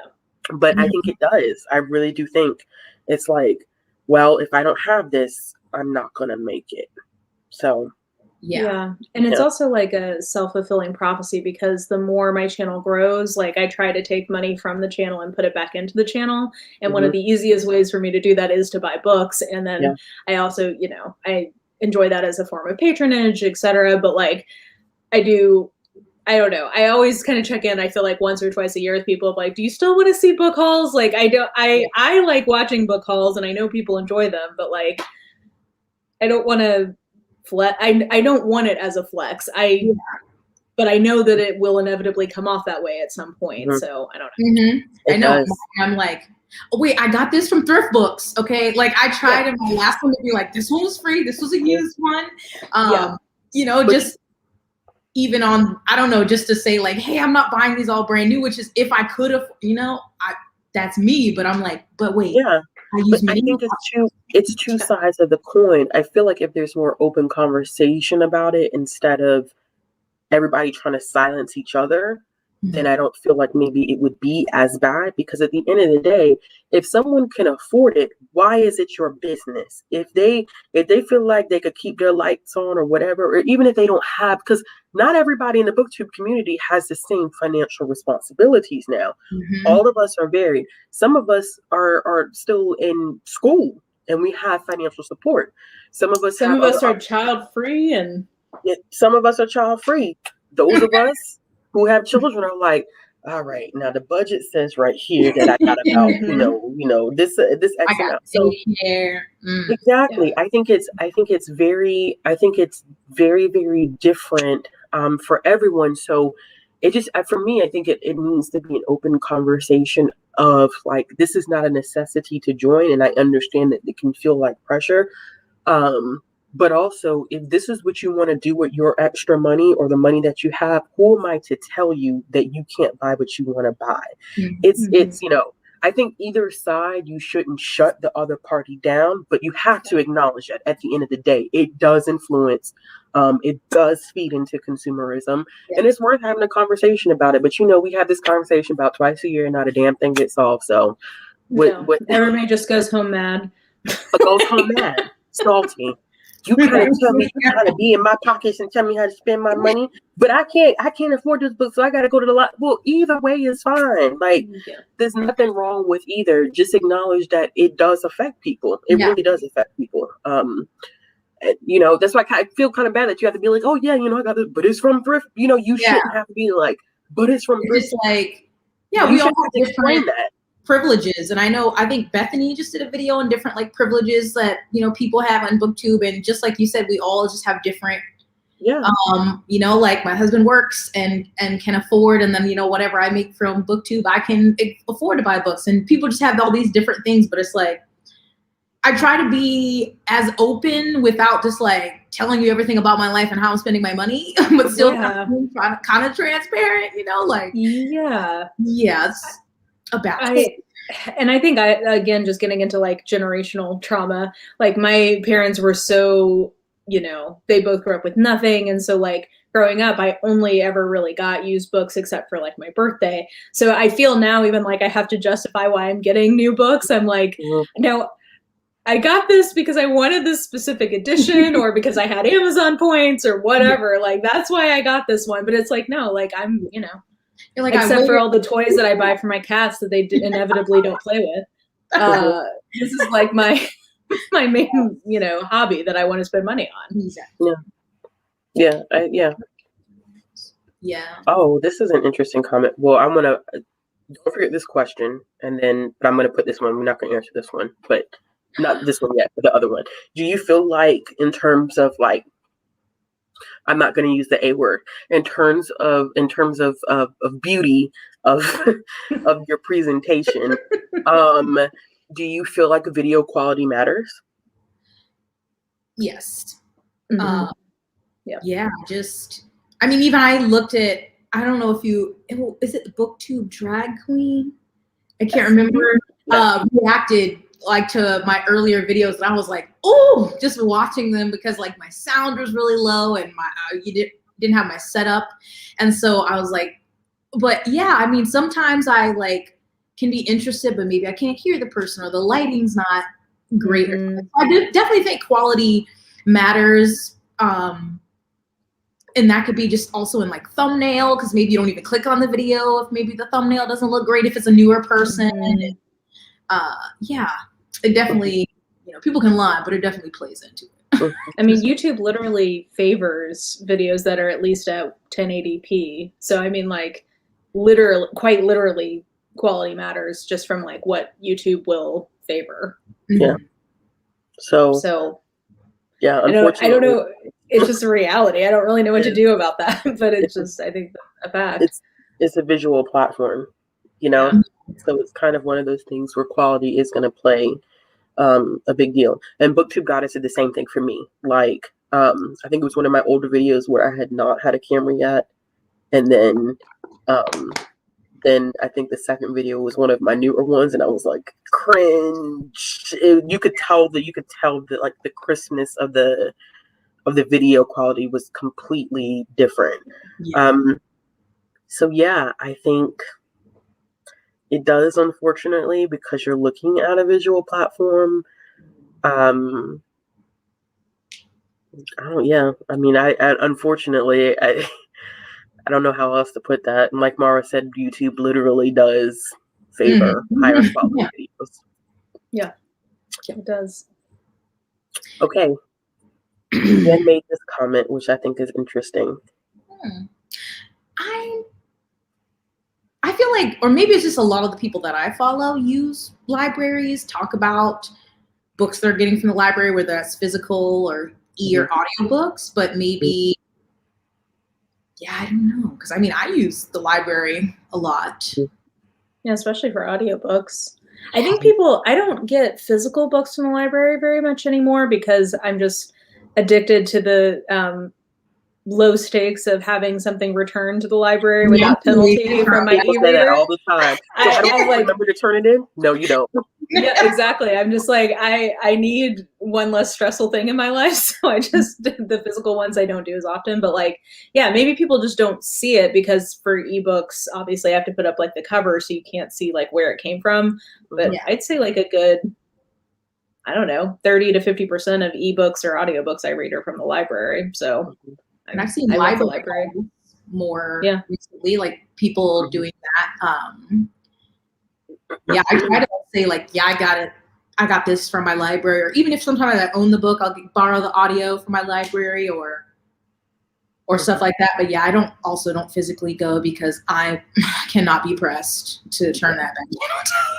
I know. I feel awful. I'm like, I used to love going to, I still enjoy that joy of like going to the library and just sort of like wandering around and picking up whatever, which I did. I did a vlog at the end of last year where I tried to get that because I was using my ebook like to read list from the library and I just was picking like whatever was available. But yeah, I do. And it's just like a special joy, I feel like, of going to the library and just seeing what happens to be there and like whatever catches your eye. I love libraries.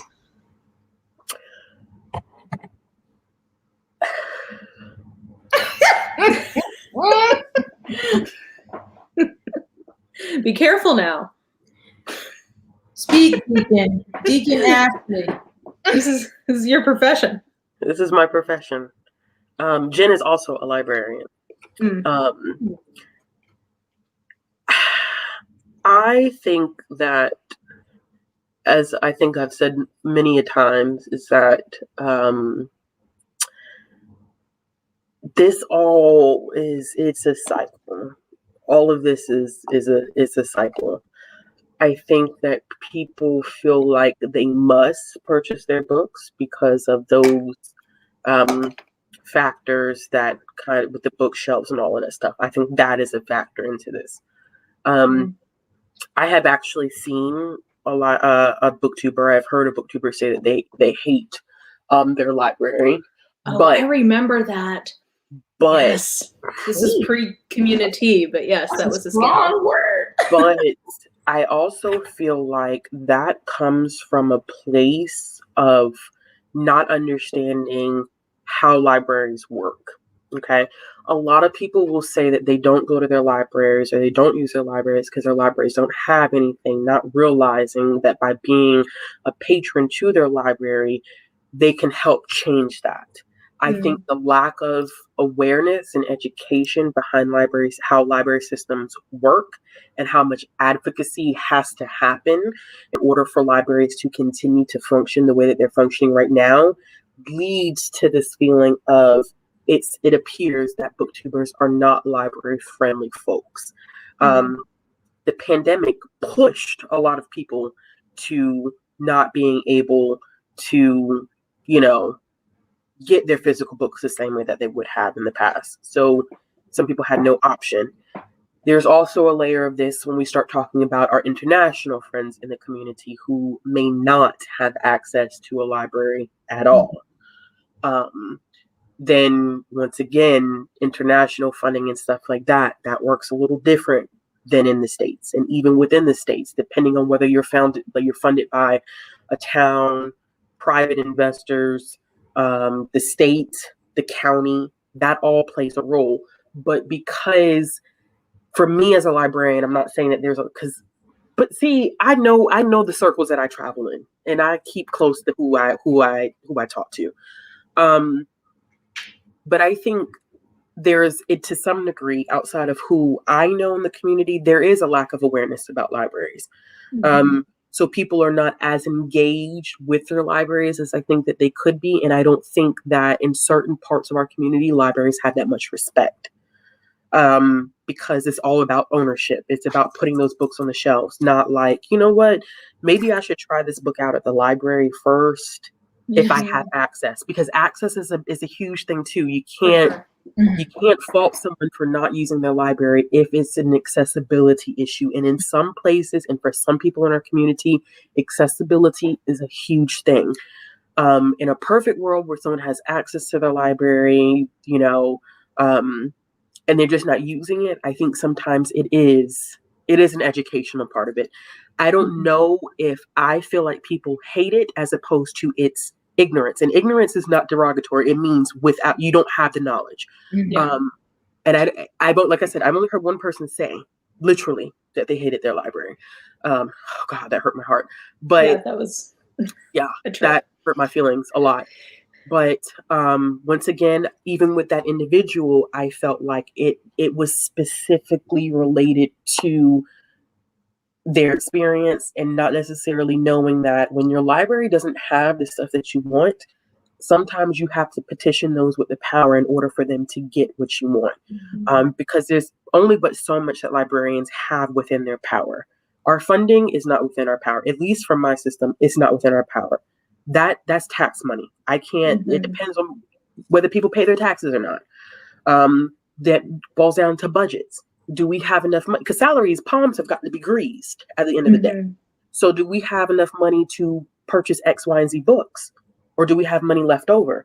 So it's a lot more factors. And I wish that there was more discussion about libraries in the community, because I can't be the sole light keeper for that for the rest of my life, because I'm not going to be in Booktube forever. But I wish that there was a little bit more conversation, because they're such a great resource, especially for those of us who cannot afford to buy hardcover books as soon as they're released. And I get pissed because I sure enough will go back to the bookstore and return a book that I didn't like, and get my coins back, because I just can't, you know, money can get too tight for that. So yeah, for me, like if it's new release, yeah, you're right. But I'm blessed in the sense that my library has good funding. Some libraries don't. So it's, the conversation is a lot more technical than I just hate my library, or my library doesn't have anything, or my library is great. Well, why can't you get to your library? Why don't you have this? It's intricate. It's very, very intricate. And I think sometimes people don't realize how much the library does. Like, I mean, especially in the US, because I can't, well, Canada, also, I can speak to that because I live there. The library also serves as just such a social, safety net's not the right word, but it provides so many services to the community and plugs holes, especially for like access to technology or access to like places to meet, etc. So when you're supporting your library, you're not just supporting like the dissemination of books, which, I mean, that's enough, but it's also, you know, like there are libraries who have like 3D printers that kids can use for like school projects, or like they have computers that people who don't have them at home can use, or they have, you know, different like job finding services for people who, you know, like may not have access. So like your library, I mean, I'm always shocked whenever I go to the library, like for whenever they're doing the book sale, they often will have like poster boards or whatever of like the different services that they do in our community, because Nashville is lucky we have a fantastic public library system. And I'm always shocked at like how many services they're providing across the community. And at least in the US, like that is filling a really important gap of access that people need. Yeah, growing up, we went to the library a lot for, now obviously that was, you know, different times, but to use computers and printers and stuff like that. Spent a lot of time at the library. Yeah. Yeah. So let me clarify this too. Checking out a book from a library or requesting your library to purchase a book is also supporting the author. Just in case anybody has any lack of clarity about that, authors will tell you that themselves. Request that your library buy their books, because it helps just as much. You don't have to physically. If you have the means, then you have the means. But for those people who don't have the means, you can. Your library is supporting that author. It may not be in the most direct way that you think. It is. I see I'm Alexa sorry, saying, yes, please request my book. So yes, we have a live actually, testimonial. listen, Yes. we just bought your book. It was in our coming soon list. I saw it. And I was like, oh, look who's book it. Yeah, So, I'm we actually always just bought like your book. request, like ebooks. I'm like, oh, request, yes. Or audio. If you Yeah. like audio, but you can't afford them because Lord knows they're expensive, often the library will get them for you. Like, and I know libraries definitely vary in how able they are to do that, but well-funded public libraries, I don't think my library has ever not fulfilled a request that I had. Like, maybe not immediately, but within a few weeks or a month or two. Mm-hmm. Yeah, and Lala makes a good point here as well. Like, participation helps. You know, I know Melissa, I had highlighted a comment. Melissa and I do work for a really great system that literally our collection development department literally will do backflips and cartwheels to get us what we need, you know, whether that's from, you know, the customer / patron end or from our end as being librarians. But it has to be a community thing. It can't just be you walk in and they don't have what you want and then you give up.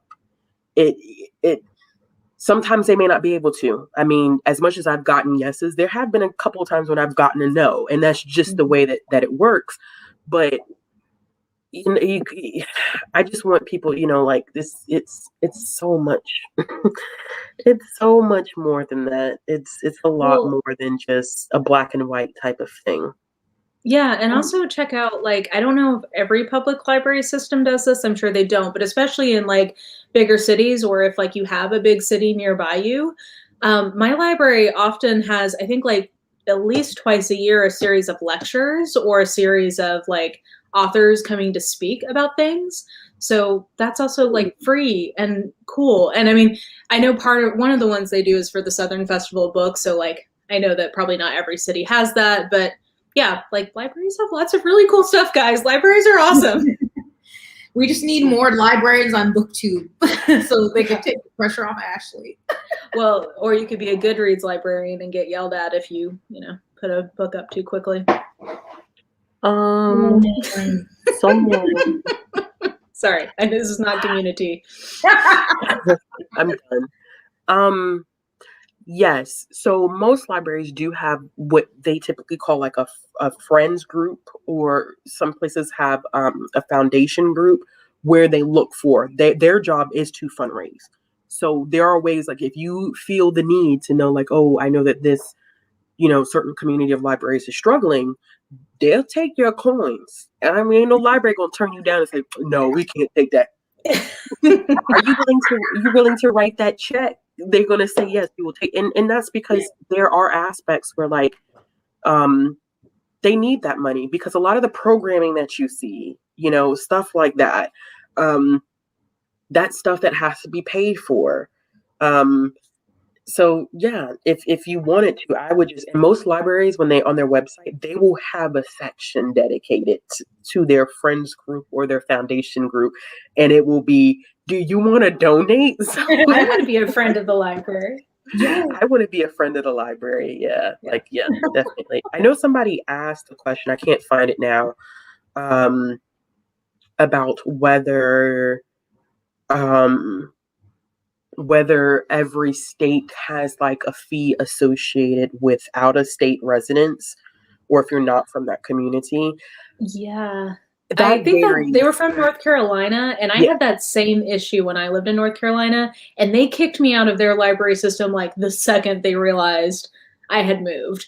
Like, I was still paying my taxes for part of the year to North Carolina, and they kicked me out. So I wonder if North Carolina is just like very like on top of their I don't think we, and Melissa, if you're still here, correct me, but I don't think we do. At least I know that in the years that I've been working for my system, I haven't had that thing happen, where we, like, you know, we expire someone's card out like that. I've never done that. I mean, I've had to do it for different situations, but not because someone has moved out of state, because we wouldn't know unless they, you know what I'm saying? Knew. I don't know how they knew, but they knew. We wouldn't know. But I'm going to put it this way. There is no consensus across the United States. Counties do it different. So that's a hard question to answer, because I know for us, we do charge. And that's because we take money. Money is allotted from people's taxes that they pay, and it goes straight to us. So it is only fair that those who do not live in the county have to pay what our taxpayers are paying. It's not that it is free, but you're helping fund through your taxes. But basically, what you get out of the library, as opposed to what you put in, you're reaping the benefits. But it wouldn't be fair for us to say, you can come in the library, but you don't pay taxes. And we do require taxes of people who live in this county. So we do charge. The county that's next to us, they charge too, but they charge lower because they don't tax their residents as high. Because our residents are taxed higher, that means that if you're out of county, you have to pay a higher amount. Now, I know that what they were doing, Obama had a thing where I know they were trying to make sure that every kid had a library card if they were in the school districts within the county and stuff like that. So there's small initiatives that people try to do, but for the most part, because we are funded and most people are funded through taxes, you probably are not. But there are people who do like tri-state library cards, meaning if you have one library card in one state, you can hit any other state. There are statewide library cards. So even if I live in my especially if you live in county, a small town, that's can be really, really helpful. It's really, really helpful. And then there are people who, like Izzy, if Izzy's still here, Izzy got multiple library cards from different states. And I'm not going to even ask how she made that work because I don't want to know how. Well, I think that there's some, like Brooklyn in particular, I think their library, it's like they advertise like, hey, pay a fee and become a member of the Brooklyn Public Library. So especially some people have been asking about international library cards. I don't know if it will work internationally, but it'd be worth trying because it seems like they're open for open for business. If you're willing to pay to get it, then they're cool to give you a card wherever you are. Yeah. So yeah, you can.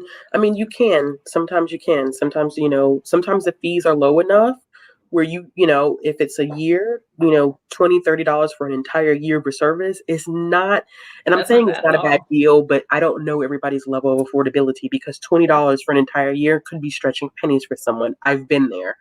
But yeah, $20, $30 for a library service for an entire calendar year, it ain't bad for what you get out of it. Yeah. Yeah, it's not. I joined Vancouver's public library while I was there, and I still have access. I still have access to the DC library, even though it's been 10 years. Like, sometimes they just let you on there forever. Yeah. Yeah. Some places, they, like everyone's saying, you can apply online and just pay the fee. And it works like that. Yeah. So, yeah. That was our detour into why we love libraries. That was definitely our detour into libraries. Sorry, y'all. Yeah. See, that's a perk. 30 different branches. That's nice. Yeah. Road trips. That's really nice. Taking it back to, I forgot what I was the word, but because earlier you briefly mentioned colorism. Yeah. Let's go back to that. You mean are we going to talk about my pasty ghost? Yes. Disappearing into the light. Mara, do you think you would have more views if you were more? If I had any light skin. That desire, every influencer is like trying to be racially ambiguous. Yeah, exactly. If I had lighter skin, I would be transparent, so you wouldn't be able to see me, so I would have fewer views. But no, I will definitely let y'all speak on this because this is something I do not experience. Yeah, because I'm pretty sure, and I don't know if she's here, but I know she's probably tired of her name being brought up. But the biggest Black booktuber, I think, is Naya. It is Naya. I mean, she's beautiful. She's beautiful. She's gorgeous. She looks like Linda Evangelista. She's a model. This is really not fair. Okay. Yeah. And I didn't check. I don't know how many subscribers she has. Over 80K, I think. Yeah. So like the largest creators in the Booktube sphere above that, like 200, 300 are white. I guess except for Cindy, which is probably the exception to that. But yeah, it's But colorism. Because there's no other Black creators close to that, especially not anyone darker than Naya. No. Okay. So we're gonna so proximity to whiteness for me. The more racially ambiguous you are, and Naya had addressed this, and Naya, if you ever see this, I know we keep bringing you up, love. Yeah. Have you used the head that wears the crown? You deserve it more, with so much love. Yeah. With so much love. Because Naya had addressed it. Everything last year about being racially ambiguous, and even when the whole thing happened with Book Outlet, that was the huge thing about being closer. And I mean, you could find that with any type of advertisement. They want to say that they want to include someone that's Black in these campaigns and advertisement and all this stuff. But have you ever looked at the Black people that they include? It's a certain texture of hair. The curl pattern definitely is not 4C. I tell you that right now. I mean, Netflix. Look at every Netflix thing. Every Netflix adaptation is a proximity to whiteness, which is what's deemed, which is what is I don't want to say acceptable. Is not the word that I want to use, but it is what's visually appealing. The darker you are, I think that it's more difficult. It's more difficult to reach those levels. And I know people are like, okay, yeah, 80,000, but in comparison, first of all, that is the only Black booktuber that is up there. Yeah. When our highest are who has Jessie, I think. Jessie is at 400 over 400K. I don't know about Jessie the Reader. Because I think in Poland, Banana Books was the biggest for a while. Yeah. What's it? Dang it, I just forgot her. I was just looking at her channel earlier. That has like 320 Peruse Project. Oh yeah, Peruse Project. 320 or something like that. And then Emma Books. I think she's in those are like the top ones. Emma, Jessie, Clockwork Reader. Emma's at 210. Yeah, and then there's more folks who are in the 100K range. Like there's more in that area. Like Emily Fox Books. Yeah. Lala. Kayla. Sorry, I will always think of Books on Lala as Lala. I still struggle when she says, "Hey guys, it's Kayla." I'm like, oh yeah, okay. Yeah. I'm like, who's Kayla? Yeah. Who is this Kayla? Oh hey. You want to say hi? Hi. You just woke up. You're like, who are all these people? Where's my mug? But there's more people in the 100K range, but still not a ton. And maybe that's where With Cindy is now. Is she like 2? Is she in the 2? Okay. In the chat, someone said Christine is at 416. Sheesh. Oh wow. Oh yeah, Murphy Napier's at 250. Daniel Green's in the 2s. Yeah. So but Naya being at 80 something is I mean, there's no one. The closest after that is like. Is it Jessie Bowtie? Mina Reed? Somebody. No, Mina just hit 30. Jessie's close to 30. I think it's around 30. Like Jessie, Bowties and Books, Mina, and I think like Mayana maybe. Joel. Isn't Joel over 30? Yeah. But think about, I mean, I forget where I am. I'm just under 30 right now, but like, just think about the number of white people we just mentioned who have more subscribers than me versus people who are at my same subscriber count roughly. We can only really think of one person who has subscribers than them. Yeah. And that definitely. Whoa, Cindy's at 376. I don't know when that happened. Get it, Cindy. Listen, I think that that's a good point. That when we start talking about not just Black booktubers, but darker skinned booktubers, because Cindy's up there. Yeah. You know, but then you also have to think about proximity to whiteness visually. And that's extremely important. Yes. And then we're grasping at straws to find darker skinned booktubers who do not have a proximity to whiteness that are up there, and they don't exist. No. At least here in the United States, let's put it that way. To our knowledge, they don't exist. And I think that's a good point. That is it could be different abroad. Yeah. It could be different abroad. I know that there is there a booktuber from Mexico that they were talking about could possibly be the first one to reach 1 million, I think? Yeah, there's I forget what her name is, but she's actually the biggest booktuber internationally. Yeah. And then I also know that there's a very vibrant booktube community in India, and I don't know that a lot of their videos are in English, so they don't come across my For You page or not For You, what is it? Subscription feed. Sorry, I'm used to TikTok. The Artisan Geek is at 87,000. Oh, okay. Yes, I forgot about it. In the Netherlands. But in YouTube, if we just jump out of BookTube for a second, and I think about like Jackie Aina, like that, she is like one of the and especially in like the beauty community. But it's you just don't see much darker. I mean, I'm middle of the road, but that's just not a big person you want to see as an influencer on any really like platform.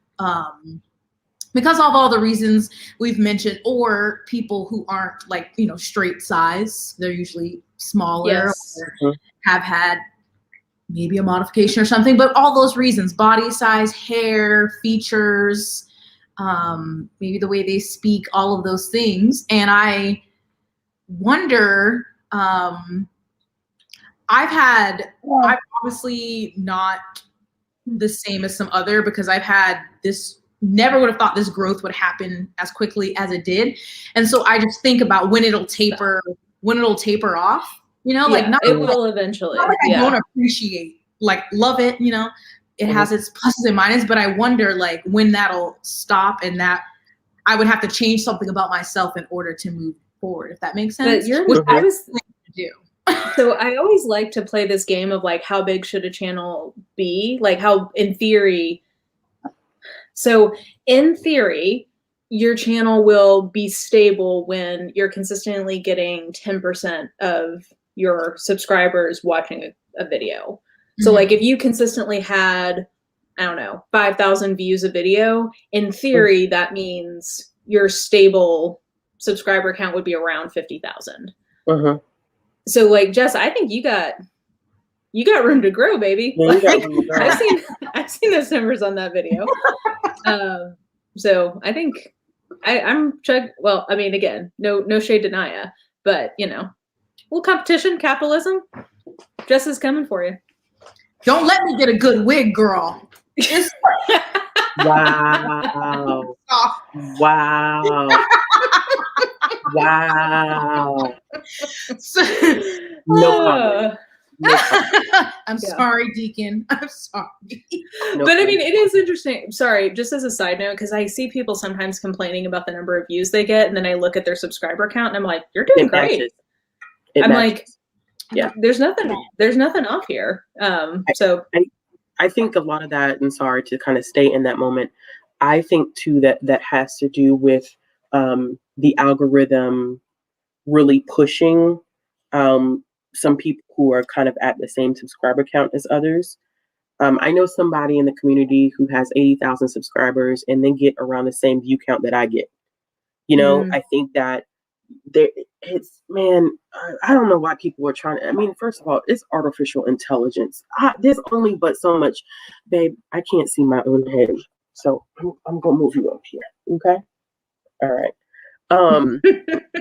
I think that,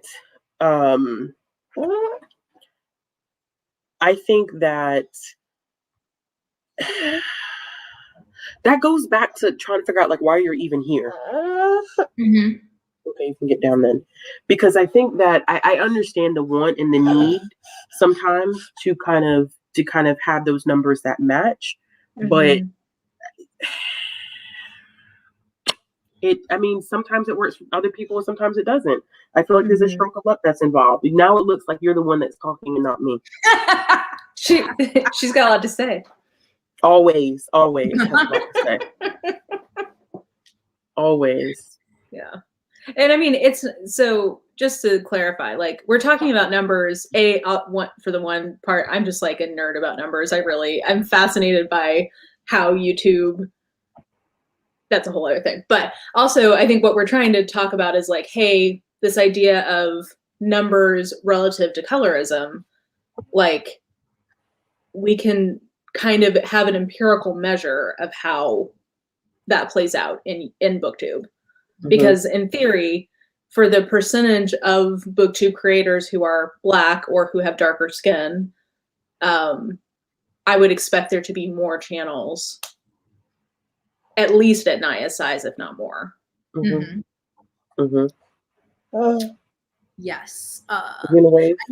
Before Before you had pinned the male booktubers, and I think that's really interesting because I remember, I think it's Joel came on, and then like I remember seeing like his booktube newbie tag, and then like I think 2 weeks later he was like at 40K, and I was like, what? Yes. Did I miss something? Stuff like that. So yeah, I think that is interesting. It's similar to the beauty community, where there's a level of like people really want to see male booktubers. So like guys who are no shade to anybody who's gotten bigger, but like if you have some charisma, if you're consistently making content, you have pretty good quality videos. Accent. Yeah. People are really, I think, thirsty to have more men do well. And a lot of the big male booktubers don't actually identify that strongly with Booktube itself. So like they make Booktube content, but they don't really think of themselves as Booktube. So. I'm like, fine, stay over there then. So let me stop being salty. I think that this is an interesting point.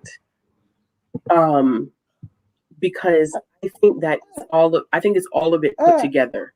Because for me, it's a number of factors. I think that consistency, your thumbnails, your content, like all of that plays, how you market yourself, how you sell yourself.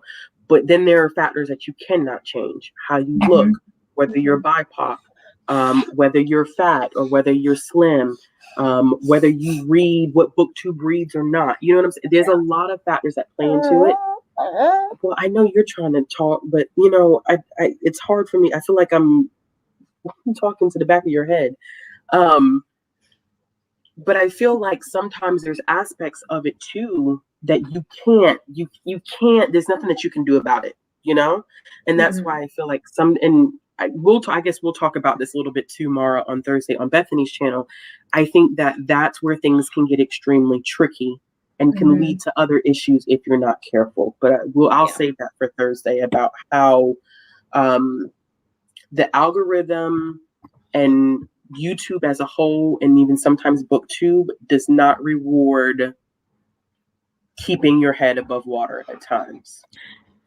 It does not at all. And that's why I feel like I made the video that I had made, because it rewards this, and this, and not checking with yourself and saying, I literally cannot do what your standards are. It's very, very tricky. Yeah. It's very, very tricky. I felt like sometimes I'll be like, oh, I don't feel like filming, or I don't want to edit this. And I have friends, or Andrew's like, well, you don't need to. I'm like, no, I don't want the algorithm to get mad at me. Yeah. To keep, at least getting these up every week, even if sometimes I'm like, oh my God, I'm so tired.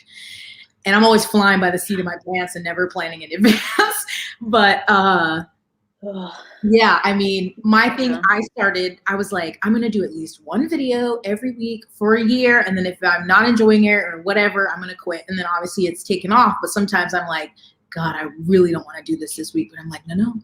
The algorithm will drop your ass. So you better post it. Well, it's so hard. Like so just literally, I am taking, I guess technically 2 videos, but 1 video off for the first time in 4 years this week. Because I'm in a slump and I'm like, I think I need to take a few days to just like not be focused on Booktube and like just kind of recenter myself in reading.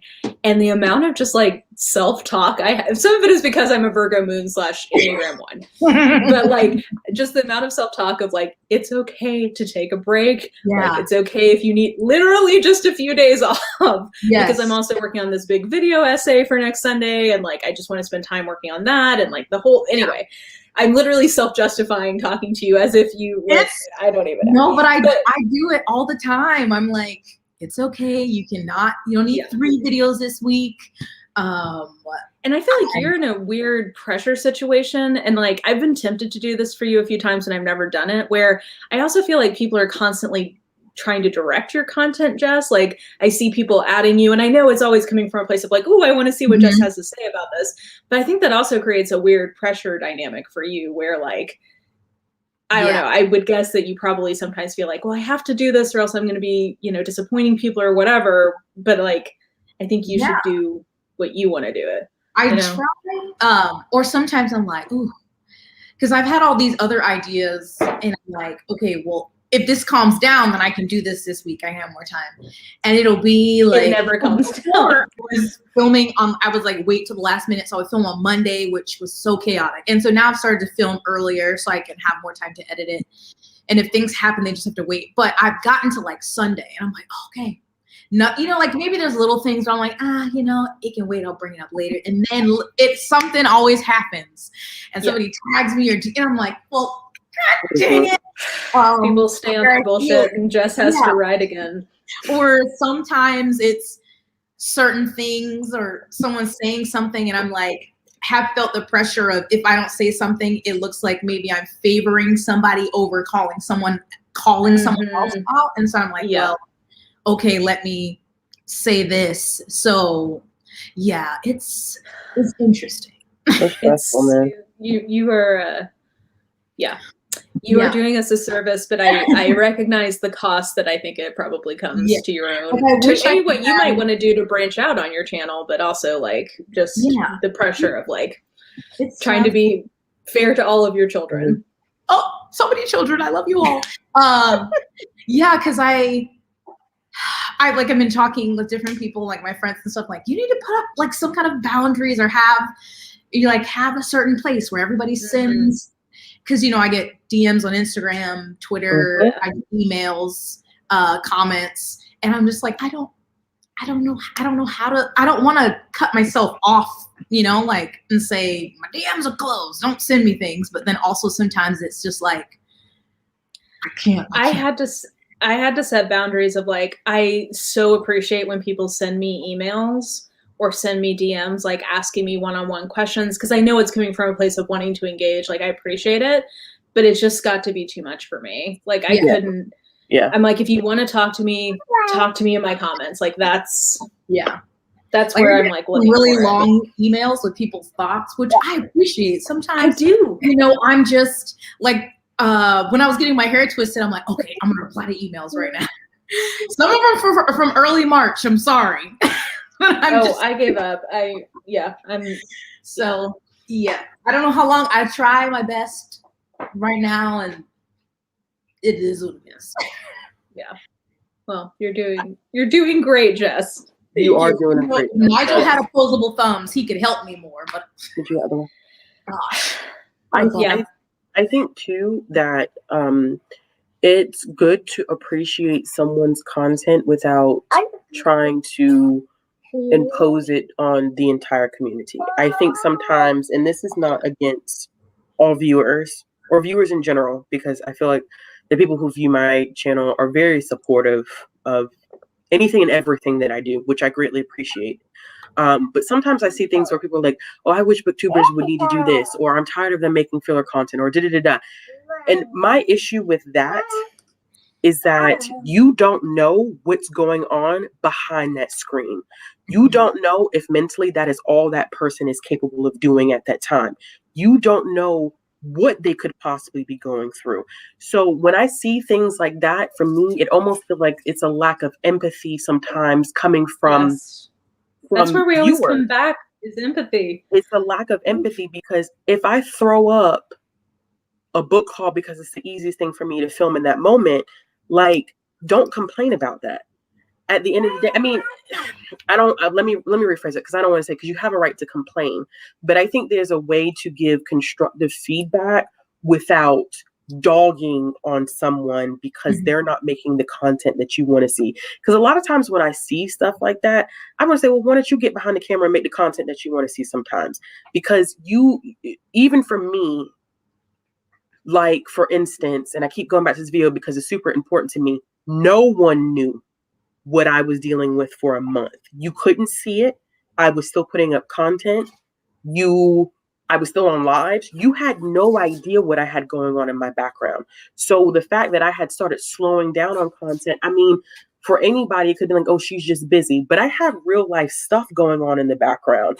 And I think sometimes we put too much pressure on creators to make certain types of videos, or to be this or to be that, when you don't know what other things they may have going on. This may be an outlet for them to express themselves, because they need to get away from the chaotic stuff. And maybe the only thing that they can put up is what people like to call, oh, it's filler content. So what? You don't know. You don't know what people are going through.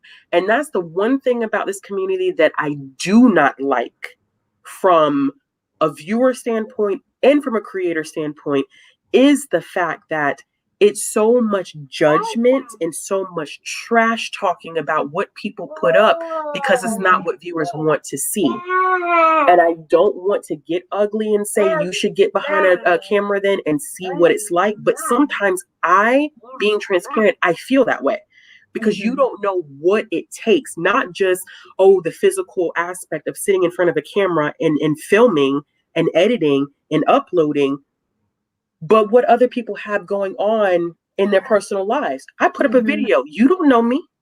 I tell people that all the time. People be like, Ashley, I love you. I appreciate you. I feel like I know you. And I have to tell people, like, I appreciate that, but you do not know me. You don't know anything about me. Because if you did know me, the people who know me knew that month was rough for me. But nobody else knew that. So it just, I don't know. I think that plays into it too. Well, yeah, you're not growing because you don't make creative content. Maybe this is my outlet and I don't have the capacity to make creative content right now.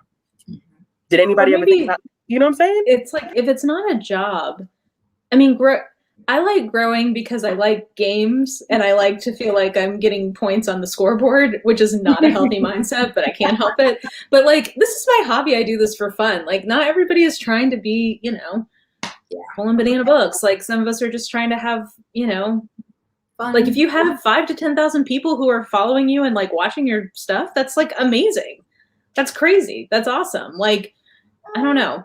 Yeah. So I think it was interesting. I just put up a video about like, hey, here's how I make a booktube video, because I've been really into watching process videos recently.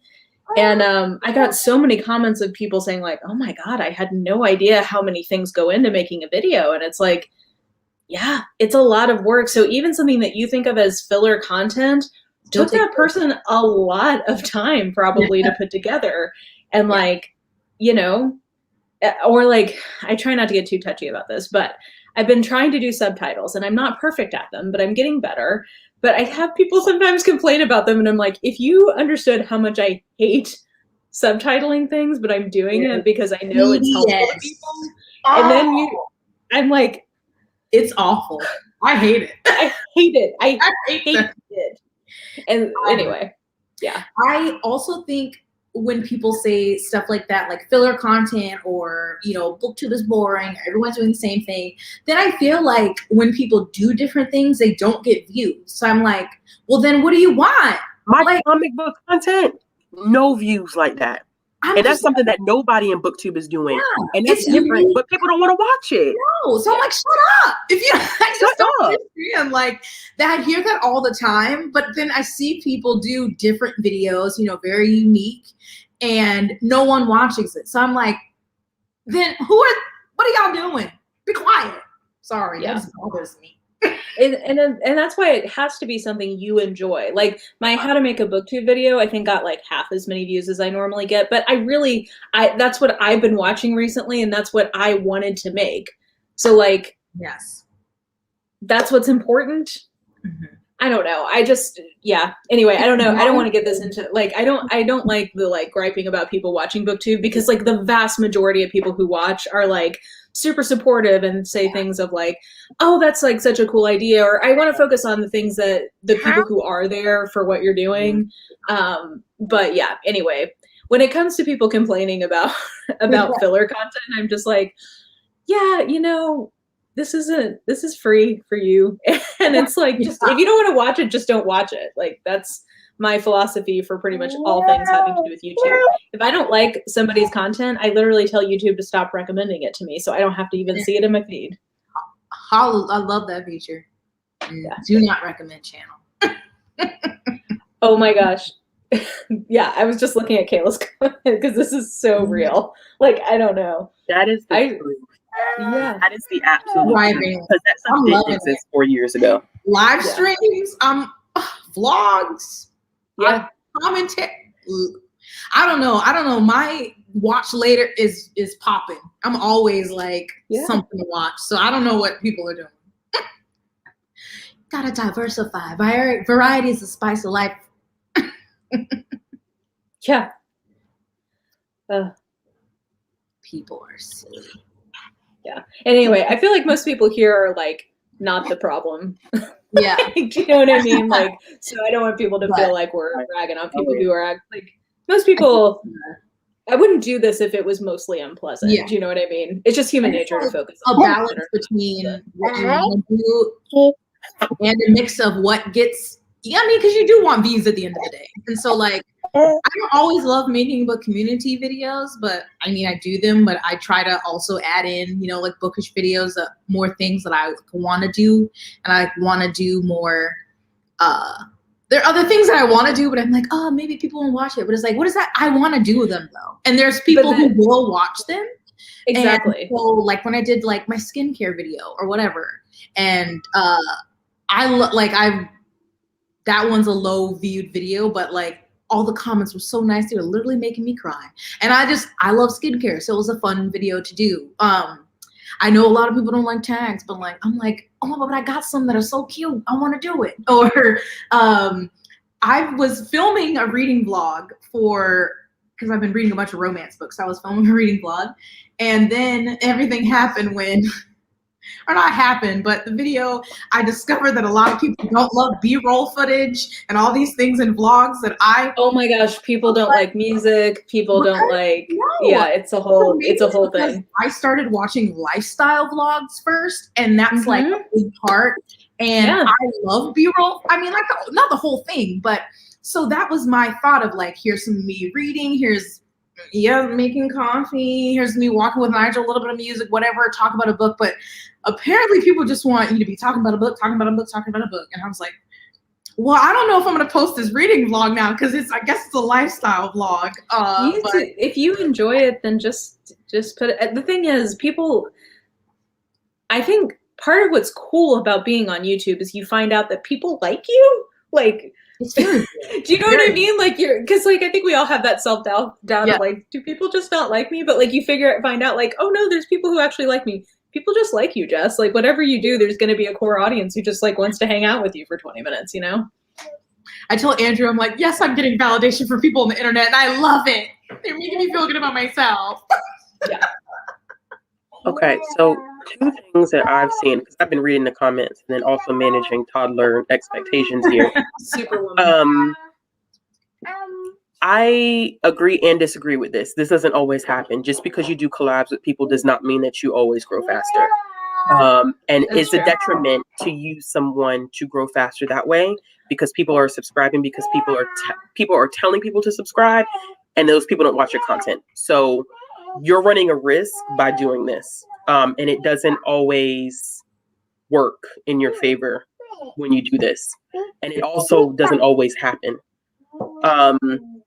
And then I I know Lemonade Stand, you have made a comment before, but it's kind of far up now about there are people who do complain, and I'm not saying that there aren't people who don't complain about their views. They are. Can you get your pad? It's right. And I will agree. It does. I agree that it annoys me when people complain about views. Yeah. And there are things that are pretty obvious to most people of what they could do to change. Like, I don't disagree with that. Yeah. I disagree with that. I do. So yeah, you make a point by saying that, yeah, there are people who complain about their views, and, you know, don't want feedback or whatever the case may be. And so in that case, their views mean more than producing content maybe that they're passionate about. I'm not going to say that for anyone, but I do agree with that. But I know that there are a number of people who just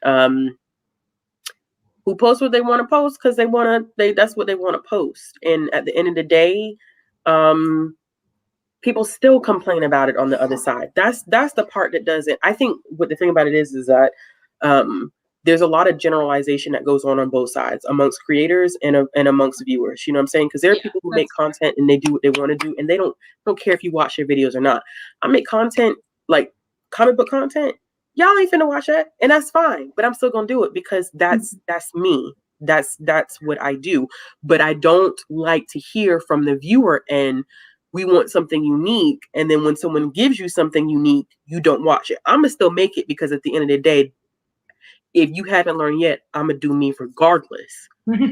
But you know, I think it's a twofold type of situation. You have people who are trying to do stuff that are unique, and then it doesn't work, and then people complain about views, and then you have viewers who are crying for unique stuff, and then when unique stuff does come out, they don't want to watch it because it's not the normal video. So I don't know what Booktube wants anymore. And part of me is like, you know, you get to a point, I think, you know, it comes with time that you spent on the platform. It comes with, and I say with age, not in ageism, but life changes as you get older. Yeah. Your perception of what people want and need and how they feel, it is not the same anymore. You know, you really have to start asking yourself as a creator, why are you on this platform? What do you want out of this? Like, first of all, when we all talk about terms of big booktubers and becoming big on YouTube, remember that Booktube in itself is a niche part of YouTube. It's our so biggest small. creators are small creators on the YouTube platform. That's reality. Nobody has that gold YouTube play button yet. That's not what a I'm single saying. one of them. And the thing about it too is, I don't know who's trying to make Booktube a full-time job living in the economy that we live in right now, to be honest with you, unless you have those high numbers. Unless you have those very high numbers, unless you have those very, very, very high numbers. So at that time and at that point, I'm kind of like, what is the purpose? Yes, you want to inherently see growth. Anybody's going to tell you that because at the end of the day, you put so much work into what you do.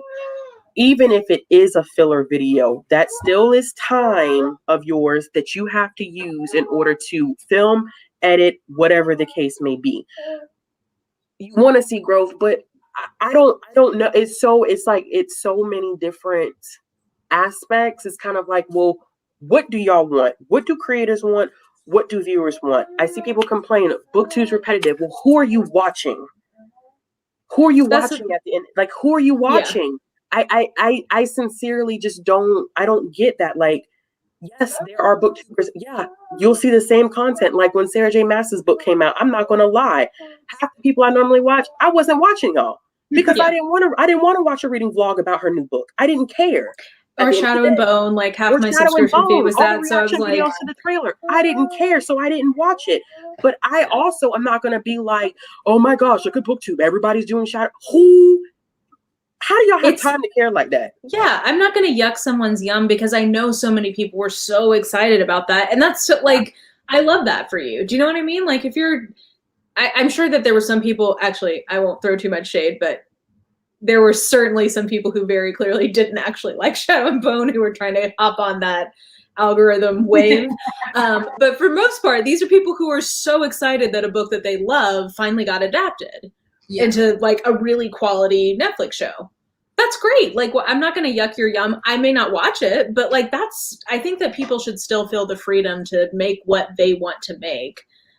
Because I think, as somebody was saying, like, if you're trying to catch the trend, you're always going to be late. And I think that that's often the case. That's like, true. That you is know, true. That is true.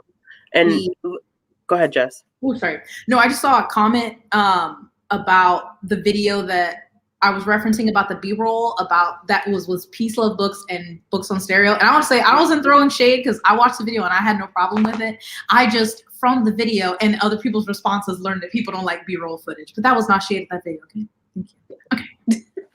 And Lemonade Stand, this is not at you. We've talked in chats before, like last year type of lives.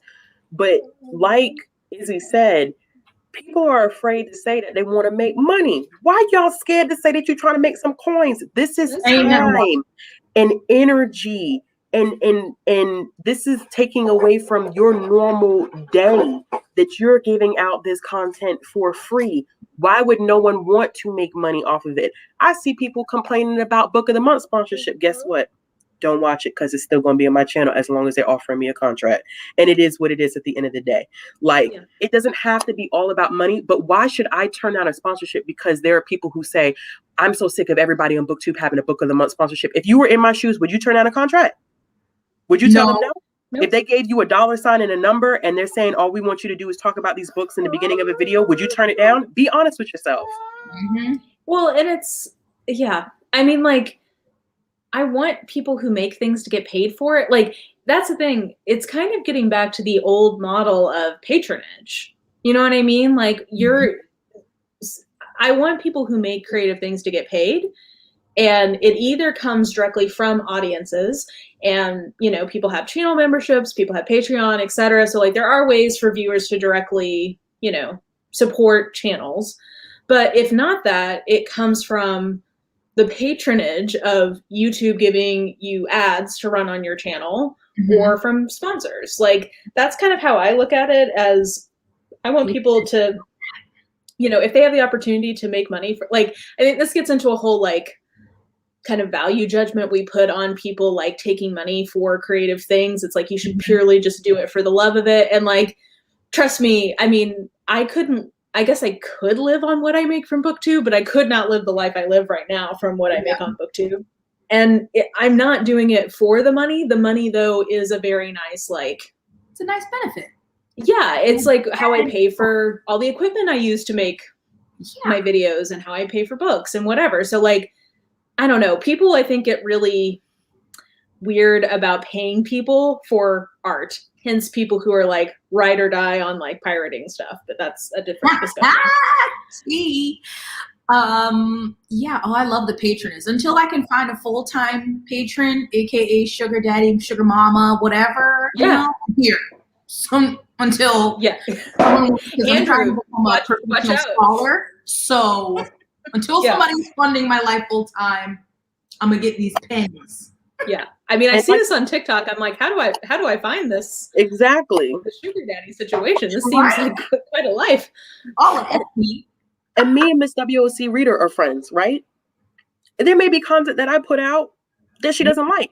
Guess what? She gonna skip it because she don't feel like watching. You know what I'm saying? Like, it doesn't have to be a character judgment of a person that does certain things. Like, you know, if she says, listen, it's just not my thing, I'm not gonna be, we can't be friends no more. Like, you know what I'm saying? Like, it just, everybody has their taste. I think that it's so taboo. Like Izzy said, it's so taboo to talk about money and sponsorships and getting paid and, you know, making revenue off of ads or whatever the case may be. Thank you for the raspberry doll. My cats never do that for me. Your child is far superior to mine. It is the perks of having a child, right? Yeah. She does like to share. Sharing is good. But yeah, I think that in Lemonade Stand, definitely not. That wasn't that. Yeah, no shade. That wasn't your comment that I was reacting to, because you said creators can't control it. It wasn't your comment, but it was just the fact that I have seen people complain about sponsorships, and that booktubers having sponsorships, and not even just the same sponsorship, but sponsorships in general. Like, oh my gosh, they have a sponsorship, and it's like, But you know, most of us are not making money to live off of. And I'm never going to share my financial record because it's not y'all's business. Yeah. But I will tell you, being transparent, as a single mother, ain't no way I can live off of Booktube. Oh, no. I done told y'all daycare is over $200 a week. What is Booktube going to pay for? Oof. I pay a mortgage payment a month in my child's daycare fees. Yeah. Plus paying for where we live on top of that. So tell me, what is Booktube going to pay for? Yeah. Like it just, I think that once again, it's going back to that, like that generalization of, you see one booktuber, that means all booktubers are doing this. Or, you know, you make a value judgment on all booktubers based off of one thing. And I don't think, like, that's just, it's not fair. It's not fair. Let people make the content they want to make. If people making money, they're making money. If they're not, they're not. As long as they're not misappropriating anybody's funds, it ain't none of my business. What's her face over on the, what's her name? The girl who just kind of, she got into a lot of heat for the way she was running her Patreon, trying to sue children, grown women, 30 years old. Gabby Hanna trying to sue children for her Patreon. Now that is a judgment to me. You know what I'm saying? Yeah. But if people are, this is their patronage, like Mara said, the money, most of the money that we make, y'all, goes back into the channel anyway. Yeah. Paying for lights, a camera, editing software, mics, books, whatever, makeup, paying makeup, clothes to look visually appealing. All of that costs money, and money don't grow on trees, because if it did, I tell you, God damn. And I mean, I think it's important for people to be transparent about the scale of money they're making in terms of, I did a live stream with Elle about this, of like, I do think people get into this trap of like implying to their audience that they're broke so that they will give them money. That I'm not down for. But like, to get to that point that you're really making like true bank off of YouTube, you've got to be hitting like, well, first of all, you've got to have a good CPM, and then you have to be hitting into the like 40 to 50,000 views per video, and then a certain number of videos per month kind of range. So like, that is very few people in Booktube who can make a living wage. Or not, maybe not a living wage, but like a luxurious lifestyle wage. And they exist, but want to pretend they one video away from starving. Yeah. Oh yeah, that's my general pet peeve on YouTube, of people who are like, guys, YouTube demonetized me, and I'm like, you have 10 million subscribers, and you like, you're gonna be all right. Just your merch revenue is more than I make in a year. Like, I don't want to hear it. Some people want to know what CPM is, which see, the analytics behind it is crazy too. CPM is a big deal. Yeah, cost per mil is what it stands for. Someone has 50,000 views on a video does not mean that they're making a lot of money if that CPM is not high. Yeah. So it's cost per mil, which is how much for every 1,000 views you get. In theory, that's how much somebody has to pay to run an ad. So somebody who gets 50,000 views and has a $2 CPM is making a very different amount of money from somebody who gets 50,000 views and has got like a $20 CPM. Exactly. All of that stuff is factors. So I think what happens is that people look at the views on a video and they're like, oh, you're making a lot of money. That's not necessarily true, because I've had videos where the view count is high. You closed it. Here you go. The view count is high, but the CPM was low. So I didn't make as much money as people probably thought I made from that video. Yeah. I mean, the video I've gotten the most views off of is my Where to Start with Classics video. I think I have like, last time I looked, 150,000 views on that. It's probably more by now. And when I last checked, I think I'd made $300 off of that, which is great. I mean, that's awesome. But, you know, people who have a higher CPM could have easily made, you know, quite a bit more off of it. So what determines that? Like what determines what rate you get? So annoyingly, some of it is your existing reach. So bigger channels get better CPM. It's also what kinds of ads people like to run against. Yeah, like finance-related channels have high CPMs, like mommy vlog, like mommy content, family content has high CPMs, whereas like gaming often has lower. Booktube, I think, is pretty middle of the road from what I've heard of different people's CPMs. Like right now, based on my channel size, it usually ranges between, like my lower end is usually like $8, but I've had videos recently getting up into like $30 range, which I didn't even realize was possible. So like I'll have a month where I have fewer views, but I've actually made more money because my CPM was higher. And also, I should mention there's also RPM, which is revenue per mil, which is how much you actually get to take home. Yes. So there's a lot more. I don't know if maybe this is like Booktube not being as transparent as people need us to be to understand what the money-making aspect of Booktube really truly looks like. Because it's not black and white. It's not I make a video and I get 60,000 views and all of a sudden I'm cashing in the Benjamins. No. It's not reality. Nope. I mean, I've seen people like Bernadette Banner. She was on a panel and she was showing what she made even from a video that went like truly viral and was getting millions of views. And yes, she did make, I think, $4,000 or $5,000 from it, which I'd like that. Thank you. That'd be a lovely little bonus. But when you think about like millions of views, because she didn't have as big of a basis at that point for her core viewership, her CPM, I bet, was not as high as what she would get now if she had a video go viral in that same way. So you just don't, you can do some math. Like now that I know behind the scenes kind of what Booktube CPMs tend to be, I can sit on the back of an envelope and pretty closely figure out what I think somebody is making. But yeah, I mean, it varies. And, I think as long as people are not being deceptive about it in a way that's extorting their audience, it's kind of not your business. Sure. Yeah. Very true. All right, y'all. So beauty standards. I don't know. Well, I guess it does have to do with it because I do think that a lot of times certain like people of color, different demographics do get fewer sponsorship opportunities and lower CPMs. Yeah. I'm waiting for a study to come out about that. I'm hoping someday somebody's going to do some deep YouTube PhD research and get us a full study about it.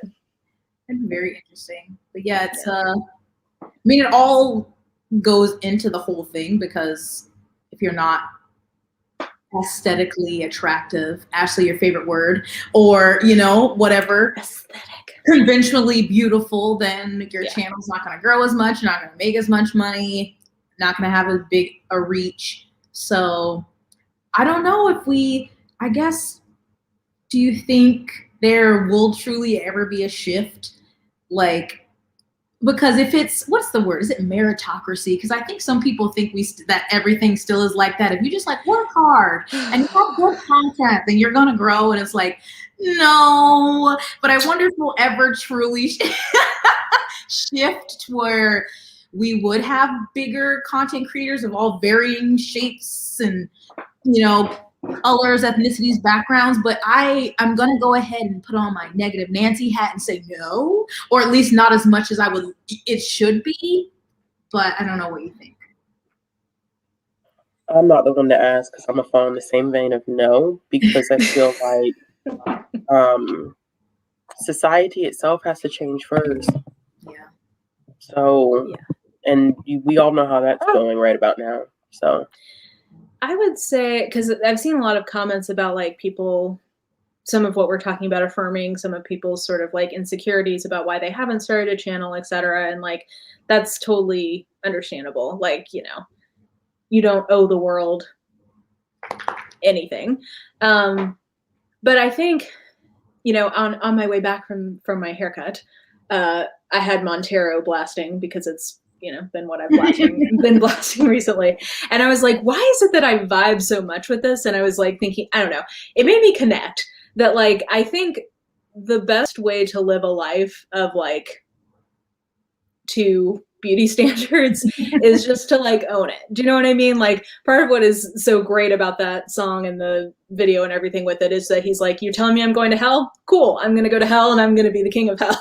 Like, and that's kind of how I feel about like being a fat creator of like, okay, like what do you want from, like, do you want me to go hide in a hole and never show my face again? Like, no, like here's a video where you can see my whole body. Suck my dick, like, or, sorry, there was a child. I forgot there was a kid. I'm so sorry. Okay, we're teaching Anna. My child is right here. Yeah, oh, I'm sorry, Nigel. I didn't mean to. Sorry.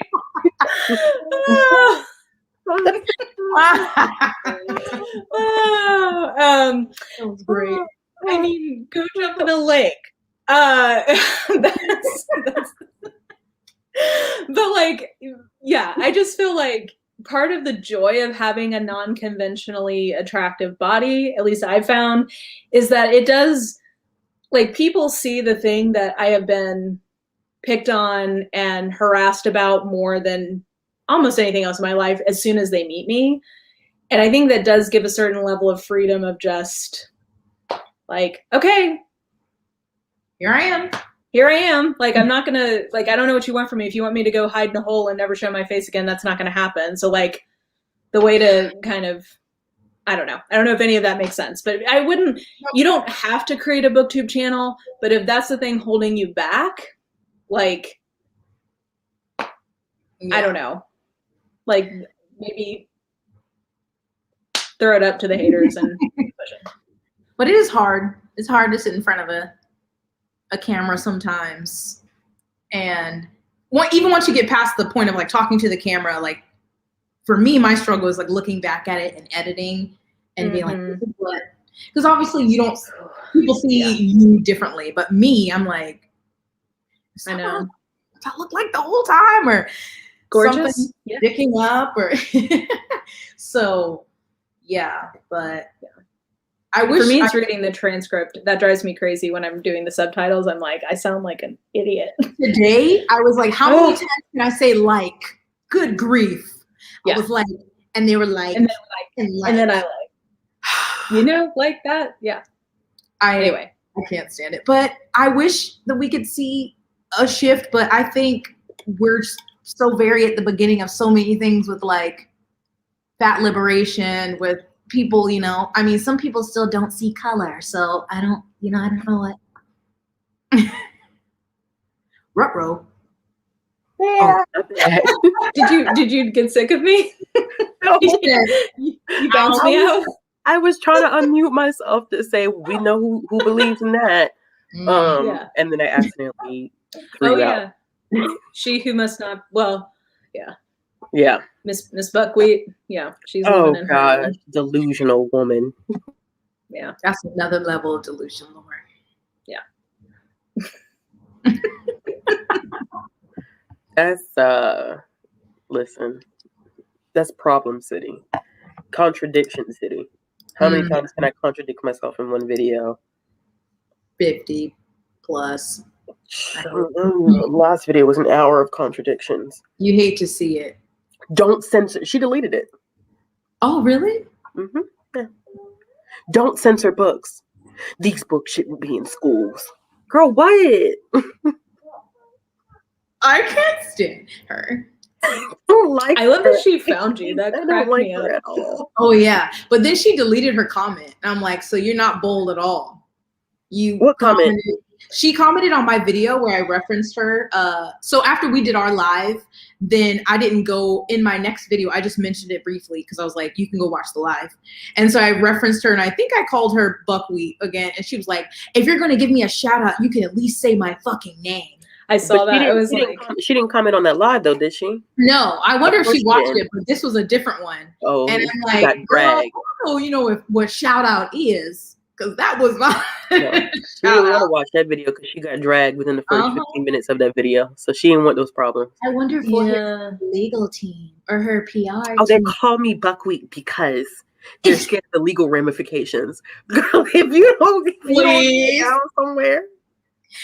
Child. that's a different brand of issues right Yeah. there. Yeah. I was like, I'm not gonna give this lady any more energy. I'm not gonna talk about her anymore because she's thriving on it. Like she's like, my story views have gone up, and they're like, my book sales have doubled. I'm like, oh, from one if you to start, that's what I'm saying. If you started at 5 book sales and you went to 10, I mean, technically that is doubling. But what was the base? yeah, You know, 1 to the power of 100 is she still 1. She won't ever tell us that, but she's like thriving. She's like, they're just because I'm a threat, and I'm like, yeah, your ignorance. It surely is, and you spreading PragerU videos, definitely. But listen, not PragerU. yes, God, JFC. and Tim Scott. He said, I love Senator Tim Scott, so I can't be racist. He's a black man. Oh, Tim Scott. Tim Scott is the equivalent of Candace Owens. Okay, all right. He definitely is. I can't stand that man. Oh, he represents you, doesn't he? Hmm? He's South Carolina, right? Doesn't he represent you? He represent who? Not me, nor him, nor Lindsey Graham. That's They fair, because represent me. I mean, Marquisha technically, Blackberry doesn't represent me, so that's fair. I just disgust. She's like, because he said, what was it? Like, America's not a racist country. And I'm just like, I can't roll my eyes hard enough at that statement.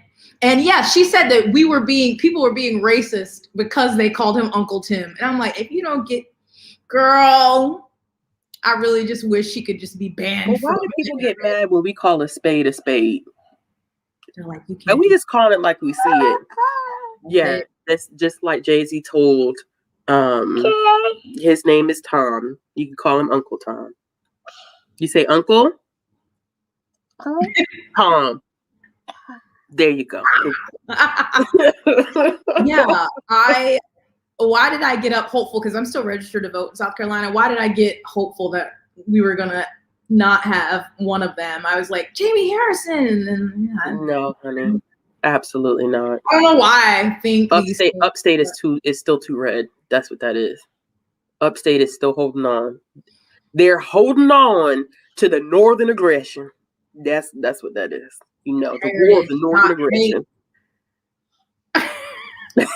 That was my favorite moment on I did a tour of Charleston the first time I went. Oh. And I was like, y'all are not using this ironically. You're just unironically saying the war of northern aggression. Wow. Yep. Okay. I love it and hate being from South Carolina. I mean, it's home, but there's a lot of shame there also. I'm embarrassed. I mean, I have Dolly, so that helps. Honestly, wow, that is not fair. Gosh. But, you know, I also have that whole train of clowns that's up in DC representing me. So, you know. It's like the first to secede from the Union, and they're like 48th in education. That makes no sense. No sense whatsoever.